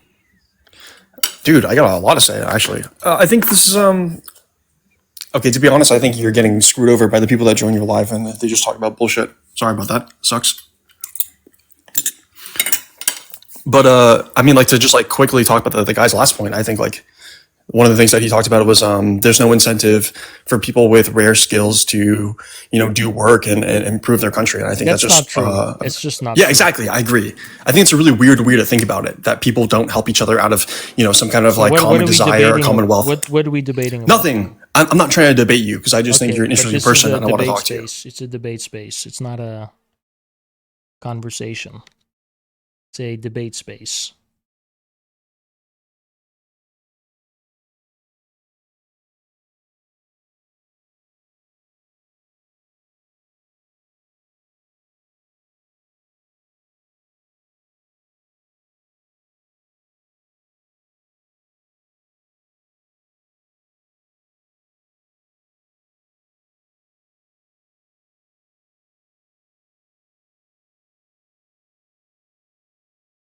Soul theory, go ahead. Yo. Oh, there's an echo. Okay, that's not my problem though, because I can't hear it. So what's going on? Yeah, I don't think Marxism is true. Okay, why not? Yeah, I don't think the commitments is pretty good either. Okay, what's your argument? Yeah, I don't think that dialectical materialism is true. I Okay, also don't think. what is your I don't argument? think. Yeah, if Marxism is true, then Marx labor theory of value is true. I negate the consequent. That's a valid modus tollens. Okay, so you're not making any argument at all. Okay, I got That it. is an argument. Now That's you came on gibbering and babbling. You say this is why X, Y, and Z. Here's why. And now you're speaking gibberish. You're speaking gibberish. Modus tollens. Literally shove it up yours. What are you talking about? You come and make an argument. You don't say this nonsense speaking babble to me. This is not an analytical philosophy course on a logical syllogism you're putting on a piece of paper. You're speaking to a human being in front of human beings. Make an argument.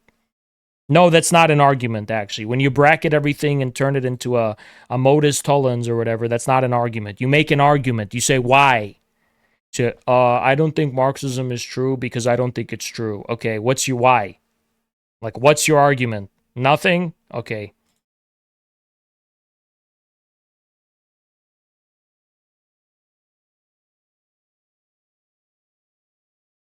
Hedonist, go ahead. What a terrible name. Why don't you like my name? Go. What do you want? Okay, I'm just curious why you're offended by my name, sir. Because you're a creepy name and you sound creepy as well.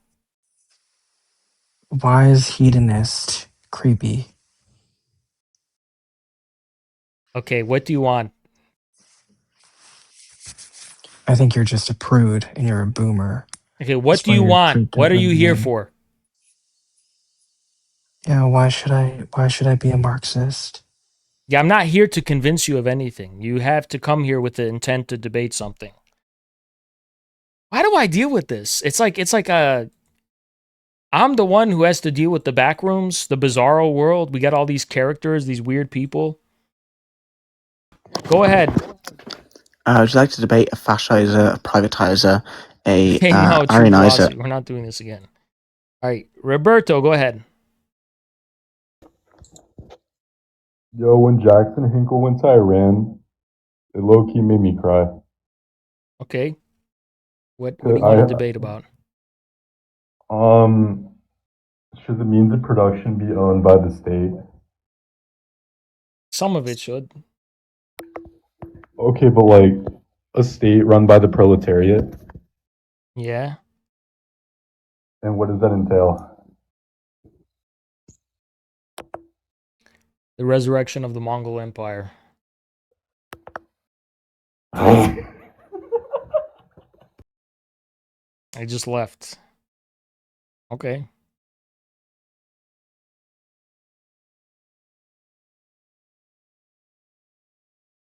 I don't remember this person anymore. Yo. Oz. Yo, Oz, can you hear me? Yeah. Oh, okay. So I think baristas and writers Oh, have the this is true. the barista guy. Now I remember. So, is there no one else?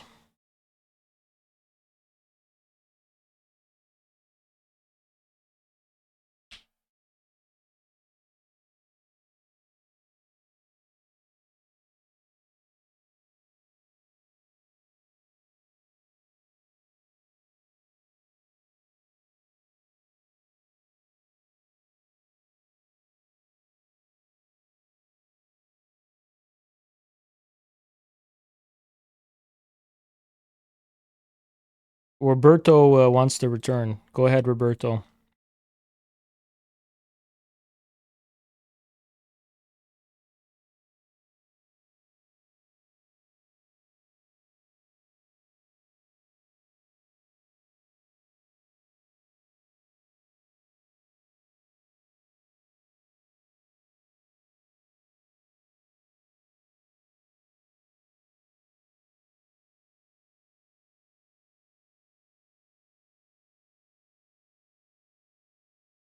Person's name is Vital Transgender. Go ahead.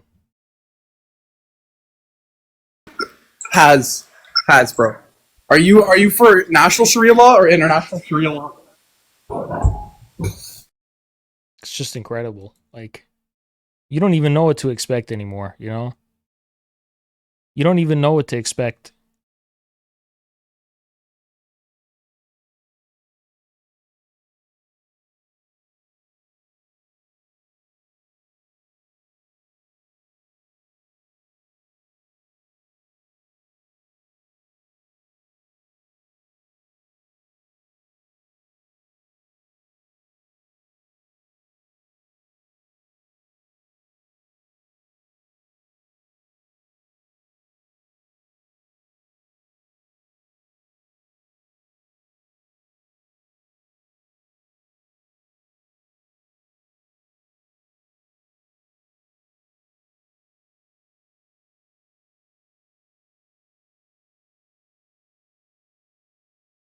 We have no one requesting.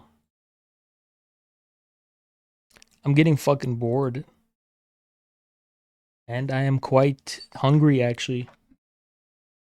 So someone needs to entertain all of us. They called us to war, we received the call.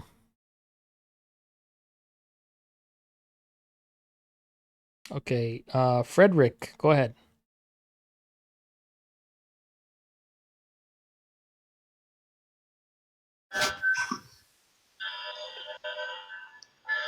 Sorry, I'm watching a movie. Give me a minute.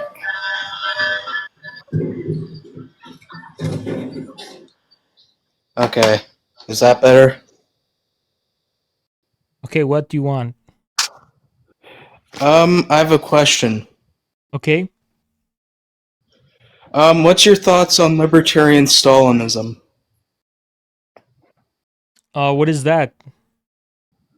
Wasn't that what you created? Okay, so how did I create it? Yeah, you said Stalin was a libertarian. Really? What was the context? The context was that he had allowed for the close markets for the peasants in Soviet Russia. And what else? And he got rid of the kulaks because they were landlords that were basically taking all of the grain. And also after Stalin, Khrushchev centralized everything and ruined Soviet agriculture.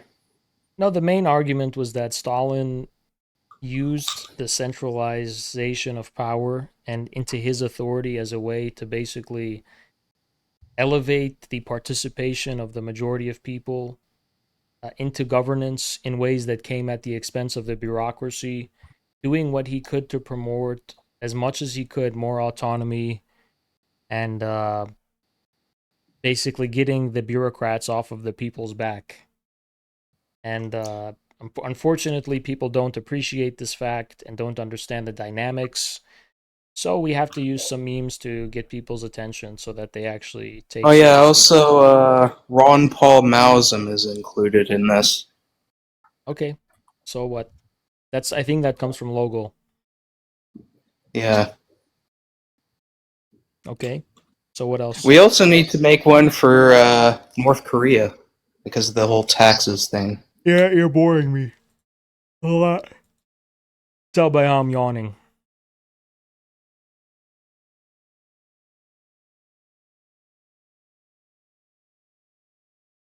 Go ahead. Yo, can you hear me? Yes.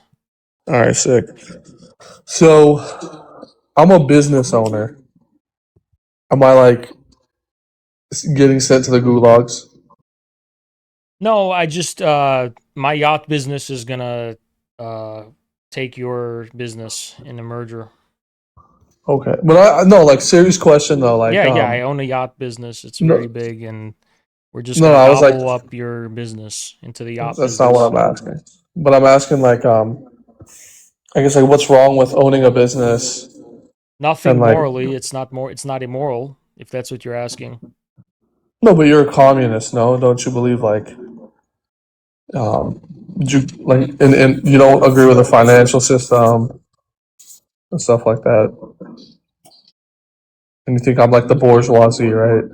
Well, what do you do?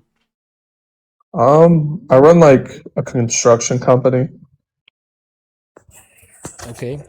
I hire people under me to do the work, and I take a profit.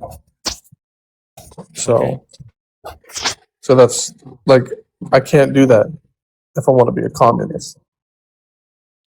Uh, you can't do that in a future society in which such things would not be happening anymore.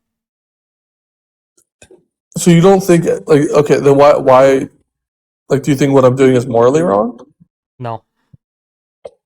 So then why would you want to establish your own communist utopia if like what I'm doing is fine? Because it's not immoral for an individual to do, but it is immoral at the level of society. I'm sorry.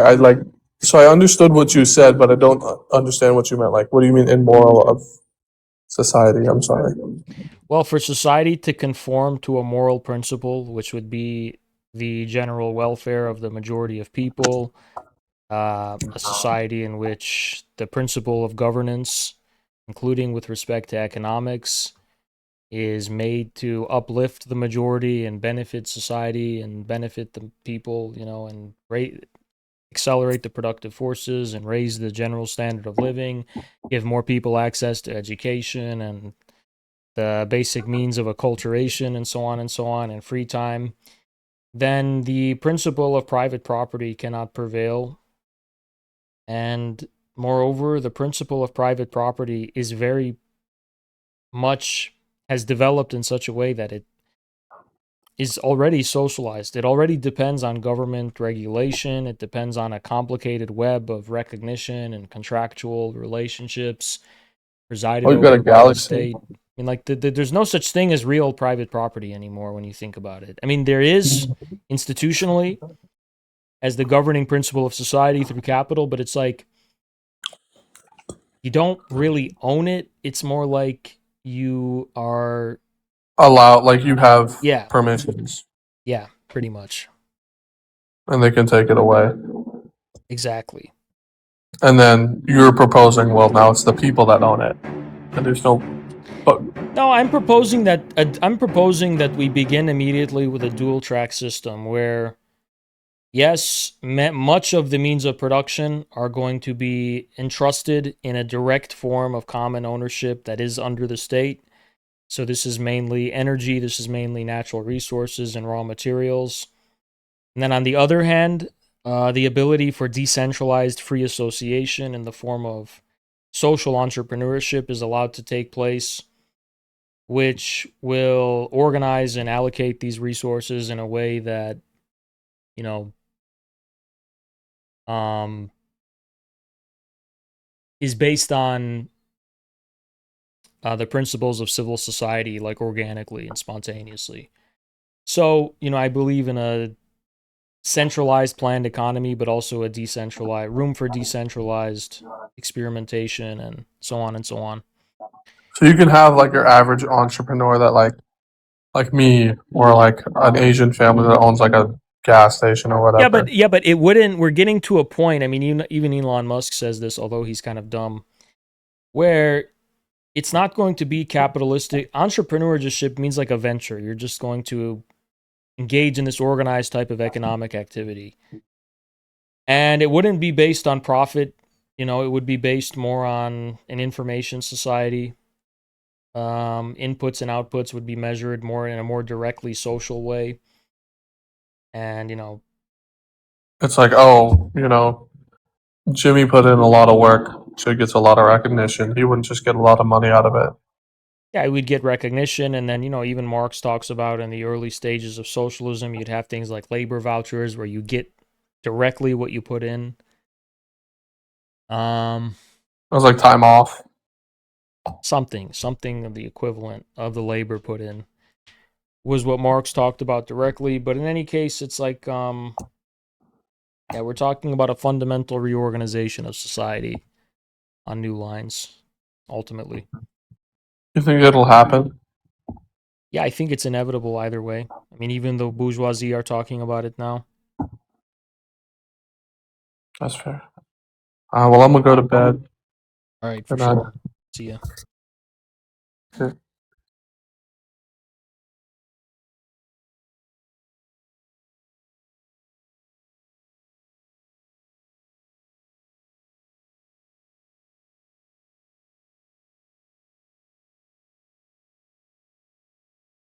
Price is already the perfect measurement of how much effort went into making something.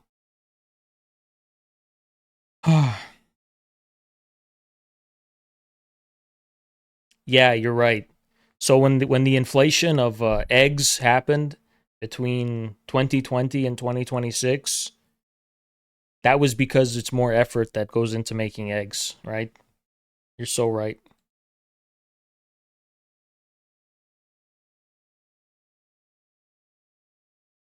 It's perfect. It's perfect. It is perfect. Talking about perfection here.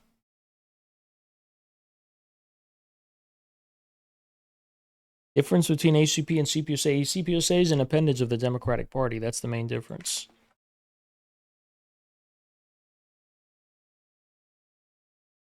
Farabi, did I miss Farabi's donation? Did I miss that? Farabi, what's up, man? Did I miss that? Did I miss Farabi dropping the 5? What's up, bro? I see you, brother. What's up? What's up? What's up? What's up? What's up? What's up?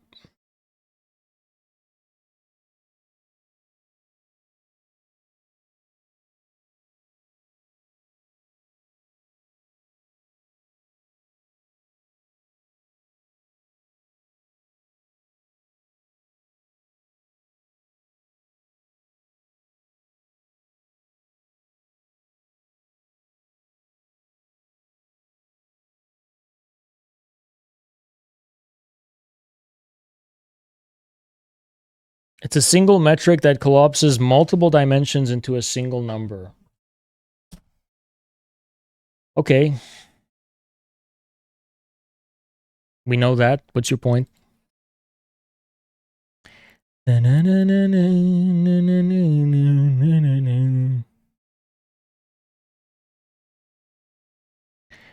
Man, like my Tic Tac always does so well when I upload slop. Every time I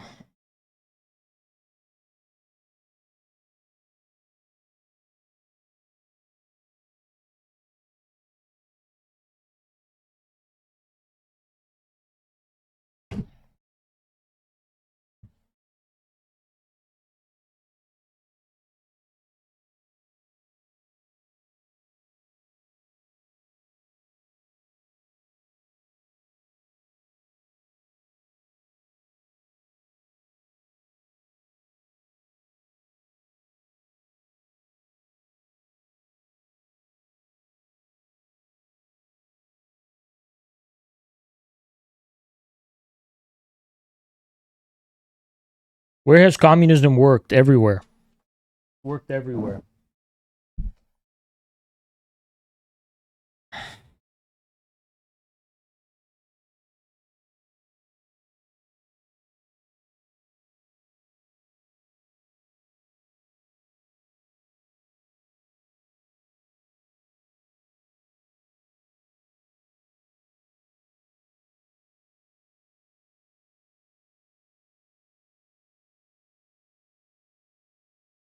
The interesting thing about the calculation problem is like it's like this idea that price, everything collapses into one number, right? And then so how does everything get subjected to some kind of common measure in the absence of a commodity form, right? In the absence of exchange value. And because there will have to be some kind of common measurement. And then I would say, what about Cantor? Is it Cantor? Cantor's mathematics of the infinite. And that's what we should be talking about, actually. Let me look it up. Cantor. What is it called? Or was it Gödel? No, it was Cantor. Cantor's theorem. About infinite sets. Yes. Set theory. Yes. Yes. So there are sets of sets and so on and so on. Maybe in the higher phase of communism, there still is some kind of, not money, not price, but some kind of method of calculation, which does ascribe value, it's a bad word to say, relative to the common plan of society, fulfilling the plan, there's a value metric, but it's not of one set, because as Cantor demonstrates, there are sets of sets, right? So the value metric is continually being revolutionized, and even talking about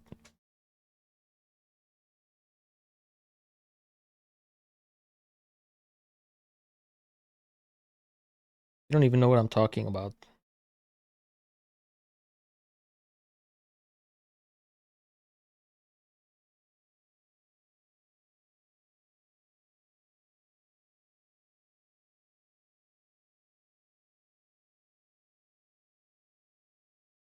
Like, it wouldn't hold to be eternally true. Every time there's a new plan, every time there's some kind of new revolution in the productive forces, which will continue to be inevitable, the set of values is completely changed continuously, right? And it's kind of already the case now, when you think about it. But does a common calculation of the society presuppose some kind of unifying metric or standard with which to evaluate the relative significance of any given thing according to a common standard? And the answer to that is an interesting one for Marxists. But that doesn't have to be money. That does not have to be money. That's the thing. It doesn't have to be money. But it also cannot be an eternal form of value either, right? Can't be a value form. So it would have to be a dynamic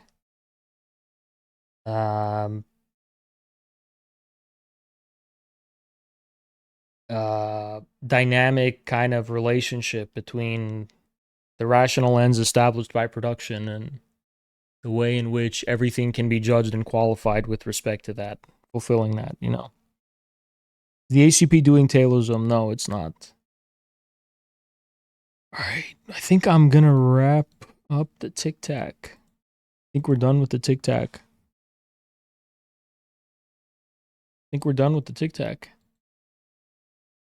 Is Marxism Islam? Yes, it is. Goodbye.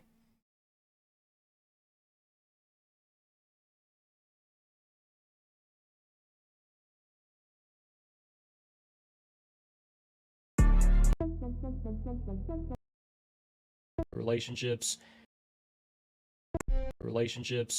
presided over by the state. I mean, like, there's no such thing as real private property anymore.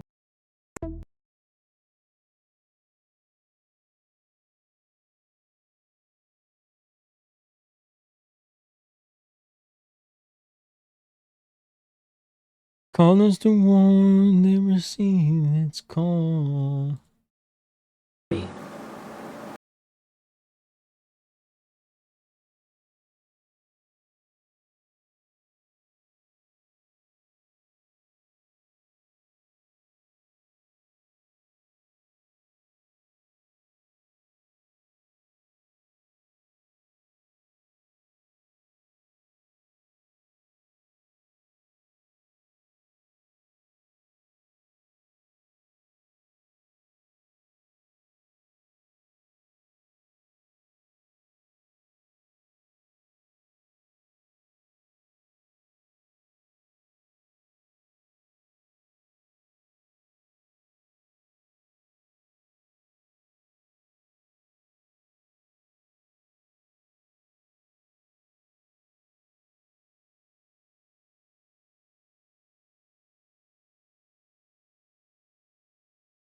You know, when you think about it,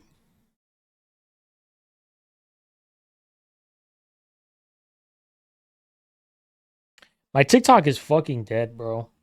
I need time to grow this shit. I need the infrared renaissance to be able to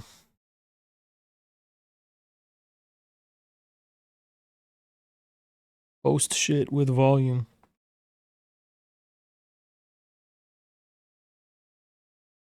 You know what my problem is? You know what the problem with these like debates is?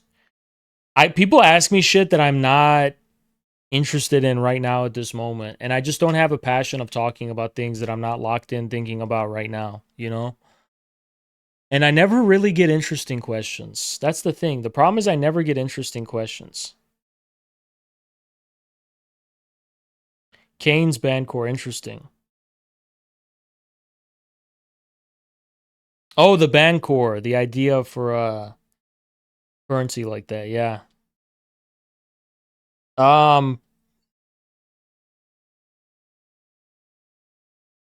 The thing about like value form theory is that the idea is that the common measure of all commodities will disappear so far as civil society engages in the exchange of commodities for them, right? But if we're talking about a central planning mechanism under which everything is held to a common standard of like a value form, but which is not the eternal value form because it's continuously changing, you know. I'm gonna be honest. I've thought about it a lot, and I haven't really come across. I thought about it, and it's like, well, look, how can society coordinate? Just a pragmatic question, like how could there be a coordination of all of the resources and labor of society in any kind of common way without some kind of way of saying that this thing is objectively more valuable than this? More intrinsically worth more than this, right?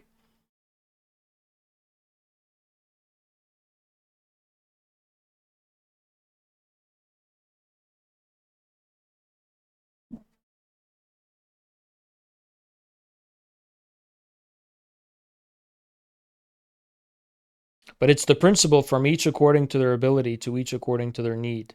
It's quite fascinating, actually.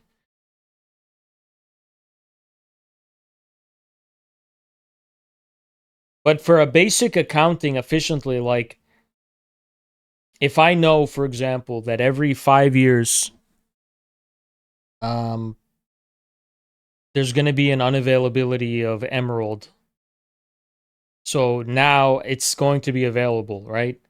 It's like, it's more rational to gather it now versus 2 years from now, right? Where it's going to be harder. It's just like things like this, like when there are changes even in the ability to access natural resources based on time and natural cycles and things that have nothing to do with the organization of labor at all necessarily, There has to be a way to evaluate, an efficient relationship with such things. I'm talking about the higher phase. No, I'm talking about the higher phase of communism. Even in a higher phase of communism, how can you not have a way to calculate the relationship between the different factors of production and different things being produced? There has to be calculation. Planning and communism would have to involve calculation, some kind. Well, in order to have calculation, you need to ascribe a numerical value to things. The joule and energy value. Yes, maybe. Who knows? I've thought about that too. It's really interesting. But it would have to be a something. Now, that something doesn't have to be a value form. Definitely doesn't have to be a price with money. But it would have to be a something that transcends every particular thing. Just like the value form does. Now, it wouldn't be the value form. It wouldn't be money. But it would have to be something. Right? Watt hours. Energy. Yeah, energy is always the interesting one. Energies, yeah, measuring it in joules or in energy is really interesting. But that would still be a common measure. Remember that. Do more streams on Marxism.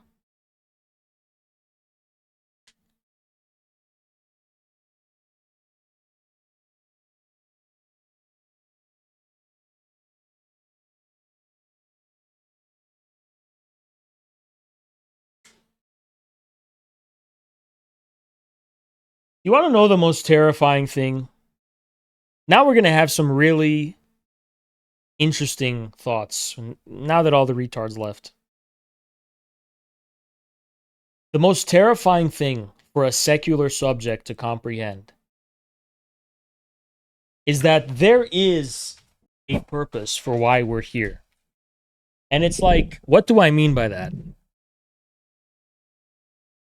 Like, whatever humanity is, like whatever this is, it is about something more than us. Why are we here? What is our purpose here? Like, when you think about it, there's something cosmologically significant about human beings. Yes, there is. There's nothing in the universe we can observe that's like us. Okay? This is why the whole thing, I watched the movie The Age of Disclosure, the new one, Steven Spielberg, and it's like, you know how fascinating it is? We have never encountered another intelligent being. We have never, ever, ever encountered, outside of humanity, an intelligent being. And we have therefore no way to prove to all we have, the only alien is us, right? The collective of humanity is an alien. We don't have an alien. We don't have anything outside of us. We have our subjectivity. We have other human beings. We have the sum total of humanity, but we don't know what is intelligence. So nobody reads Reza Negarestani, his book Intelligence and Spirit, because nobody cares, but you should. Because the question, the fundamentals of what cosmologically is intelligence is the most important question in the world. Okay? What is this? What is it? Cosmologically, what is it? The most terrifying thing for a secular, normal subject, just a neutral human being, a neutral modern subject, is the following revelation. What is intelligence? What actually is it? If it's a thermodynamic principle of some kind, then we are facilitating something. Like Nick Land says, we're here to facilitate an artificial general intelligence. We're here to be a counter, a negentropic force of some kind. It's purely thermodynamics. Whatever it is, it's something that is cosmological, right? And it's like, it is something. There's no way for it to be nothing. It is something for sure. It is something for sure. Like maybe all of this culminates in some kind of cosmological cycle. Whatever it is, there's a something going on that we cannot observe anywhere else in the universe to have any assurance about what it is. Like, it's a something, but we have no fucking idea what it is. We cannot have any certainty because we can't observe it anywhere else, right? So, where do we fit in the cosmos? We don't know. No one knows. It's actually a real, genuine, terrifying thing to think about.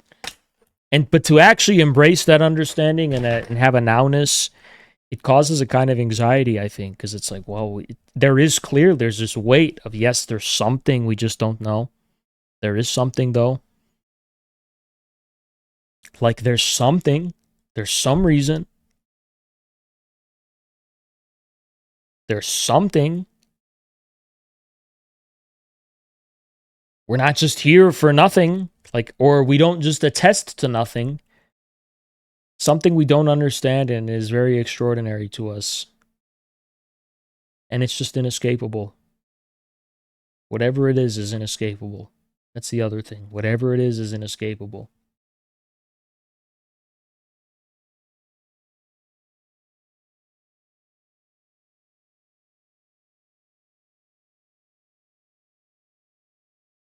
I'm going to be honest, I've never bought into the aliens thing, and I think it's a psyop, but I want to ask you guys a question. Why? What is going on with this alien psyop?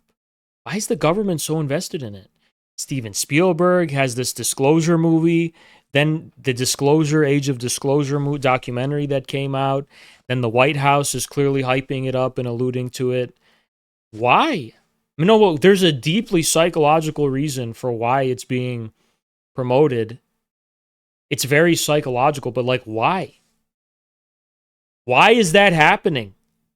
And anyone who says it's about demons, I'm sorry, but you're just not intelligent to me.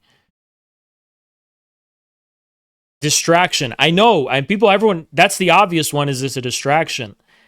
But who is designing this distraction? Why this one in particular? It's really fascinating what kind of psychological paradigm they're using for this. And it's kind of scary to think about. What is their psychological paradigm for this specific psyop? Like, that's my question. Could be real. Now that's fucking terrifying. Like, if it's real, what if intelligence is not rare in the cosmos? What if the universe is abound with forms of intelligence we just don't understand, but the government does? What if intelligence is just as common as water on Earth? What if the universe, it's like intelligence in the universe is like water on Earth? It's that abound and it's just plentiful. It's everywhere. Like, it's just everywhere. It's not that there's other humanoids necessarily, probably, maybe, but specifically this thing that we call intelligence is everywhere. You want to know who thought that was the case with a lot of conviction, and they did a lot of experiments which seemed to confirm it? The Soviet scientific establishment. At high levels in the Soviet military, the KGB and the some rogue scientists or whatever, they genuinely were very convinced of panpsychism. They were very convinced that the universe is alive with intelligence somehow. And, you know, there are ways that there's some kind of common psychic field or something. I mean, they believed that shit. They did. I tend to think that it's because of the limitations of Soviet Marxism that they believed it, but how could I fucking know? You know? In any case, it's very spooky to think about that kind of shit.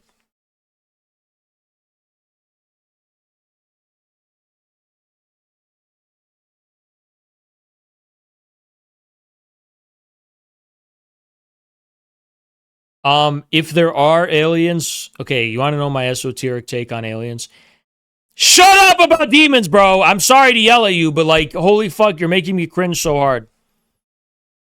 Demons are aliens, bro, I don't want to hear that. It's not true and I don't buy it. Okay? I'll tell you what I think. If aliens are real, I do not think they are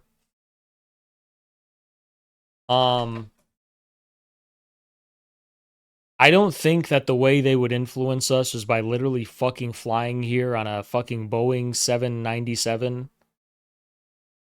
I don't think they're literally flying here and they're like literal like people who are just chilling, like physically coming here. I think if aliens are somehow on Earth or influencing us, they're doing it remotely. They're doing it remotely. They're channeling, like, I don't know, some kind of psychic way to influence us psychically from afar. And they're influencing our dreams. They're somehow hacking into our neural.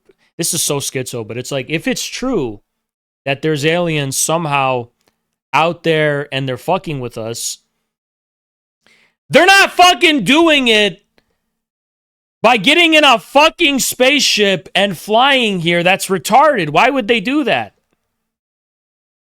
My mic is fucked up? No way. No shot. Ones if we're good. Okay. But like, they're not doing it by flying. Why would they? You know how stupid that is? Imagine you're an intelligent being in the universe. And the way that you interact with us is like, I'm going to pull up on them. I'm going to go pull up on them. Think about the thousands of years ahead of us aliens would have to be. Think about how they would have to be thousands of years ahead of us. Why are we applying the Fordist paradigm or the Wright brothers paradigm of transportation to beings that would be thousands minimum ahead of us? Why would they have to literally get into the equivalent of a Model T car that can fly? Why would they get into the equivalent of our... We're using a very primitive analogy. We're saying, oh, they're going to get in a vehicle to fly to us. That's like a caveman would say, aliens, they just have a big boat, a big canoe, and they're physically, or they have a big horse, they're galloping toward us. That's stupid. We would have to rethink our understanding of space. How can space be traversed and influenced? I think that we're already in an age where we should have a higher imagination. Like information theory, for example. Like, things can travel across space and influence others without... The reason I know the UFO thing is a psyop is because even human civilization has gotten to a point where we primarily influence one another remotely. If I want to influence you, I don't literally get in a fucking plane and go to your house. Even if I want to kill you nowadays, I'm not going on the battlefield and confronting you directly. I'm sending a drone to do it of some kind. Why do we have such a limited imagination that we say if aliens are here and they're visiting, they're literally getting in a plane and flying to us in first class? It's an extremely retarded primitive analogy. What would make sense is that they're sending influences to us. Or maybe they're not. Or maybe there's nothing. But we have to consider, I mean, it's an interesting question. Statistically impossible for us to run into anything. No, there's the Fermi paradox. What are you talking about? How could it be statistically impossible? If the universe...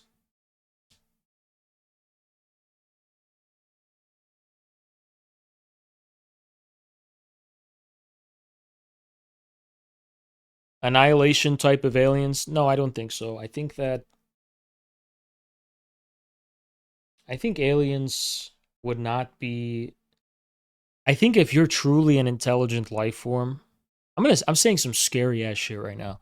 If you're truly an intelligent life form and you have truly transcended to the point where you have the technology to detect other life, what I think happens is that you acquire the abstraction of a principle or a meme.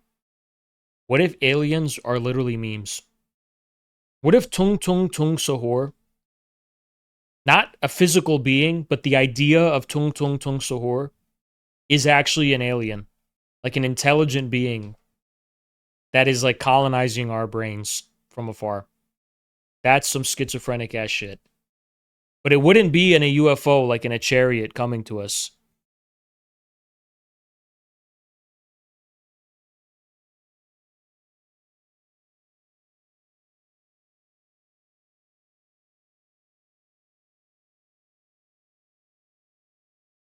Like it would be the abstraction of a principle. Like when you get deja vu, when you're at a place, you're like, oh, I just felt like I've been here before. It's like you were planted with it. I'm gonna make you schizo. I'm so fucking dangerous because I can entertain this shit and not take it seriously. But I know for a fact my gorillas are flip a coin and a gorilla will become a schizo. I'm gonna fucking lay off of this because some of y'all are gonna take this shit too seriously. You're not fucking ready to even entertain this shit because you'll genuinely be bothered by it. I don't give a fuck. I'm not. This shit could not bother me because I understand that sometimes this is just a cope for us not to be able to comprehensively understand our own intelligence as a species. What are memes? What are other things? I mean, they do belong to us. But I entertain these things because it's interesting to think about. But some of y'all can't handle it, and you'll be bothered by this and freaked out. You're not ready. Word it better to prevent a triggering a schizophrenic episode.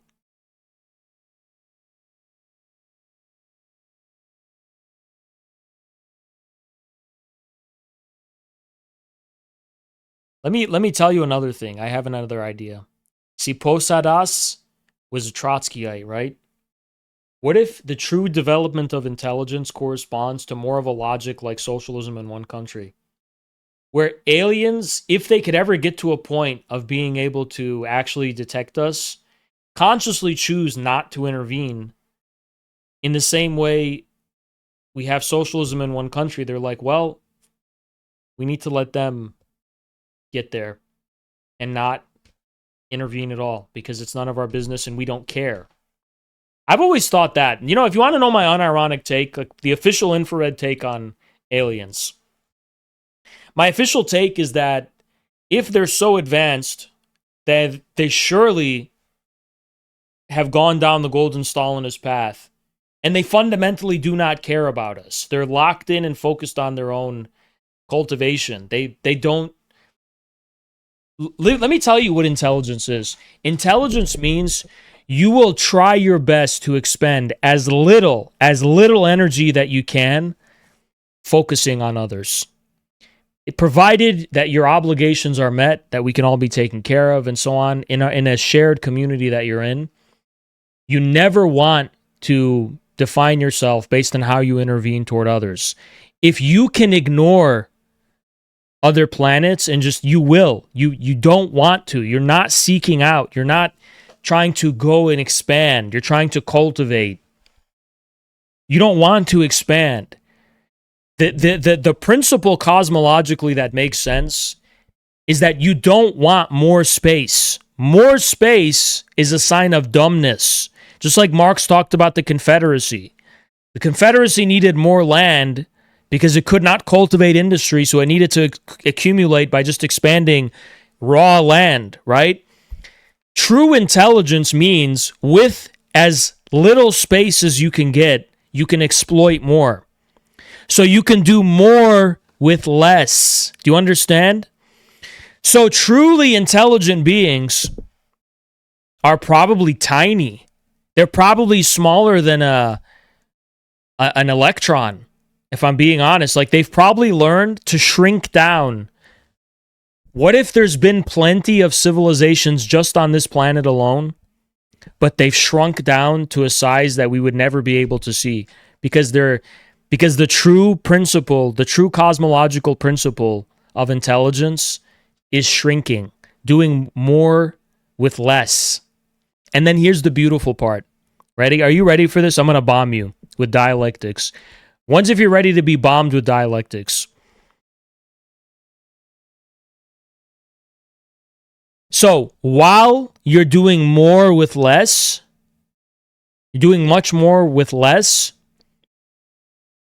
you are like affecting the subatomic quantum fields around you and literally endangering the conditions on a macro level under which life emerges.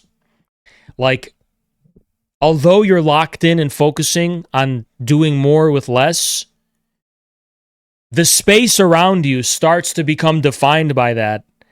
And so there's a dialectic between the small and the big, where the big is indirectly, inadvertently influenced by that small cultivation. A series of, think about like a million alien civilizations all around us cultivating the small space. But on a macro level, it looks like a jungle to us. It looks like a random, chaotic, but beautiful, harmonious nature that's just alive. What if that's the universe? More with less, but the space around you on a big level gets influenced by it indirectly. And what if this solves all of the...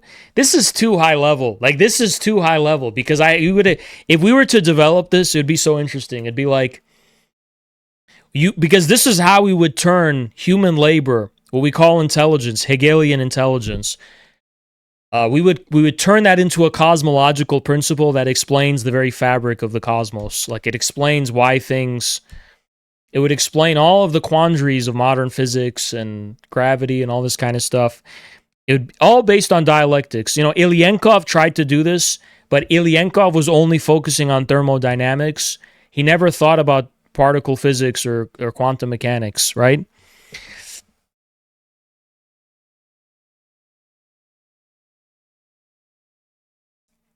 I don't know. I'm just bullshitting right now. Like, I have no fucking idea. I'm just spit thought, thinking. Honestly, I've been hoping someone is going to drop 20 subs or... I'm just kidding. Anyway, guys, I'm ending the stream. I'm going to end the stream. I'm going to go sleep. I hope you all have a wonderful time. And understand I'm just bullshitting. Like, none of this is serious. Just thoughts, I'll see you guys. See you hopefully Sunday. Bye-bye.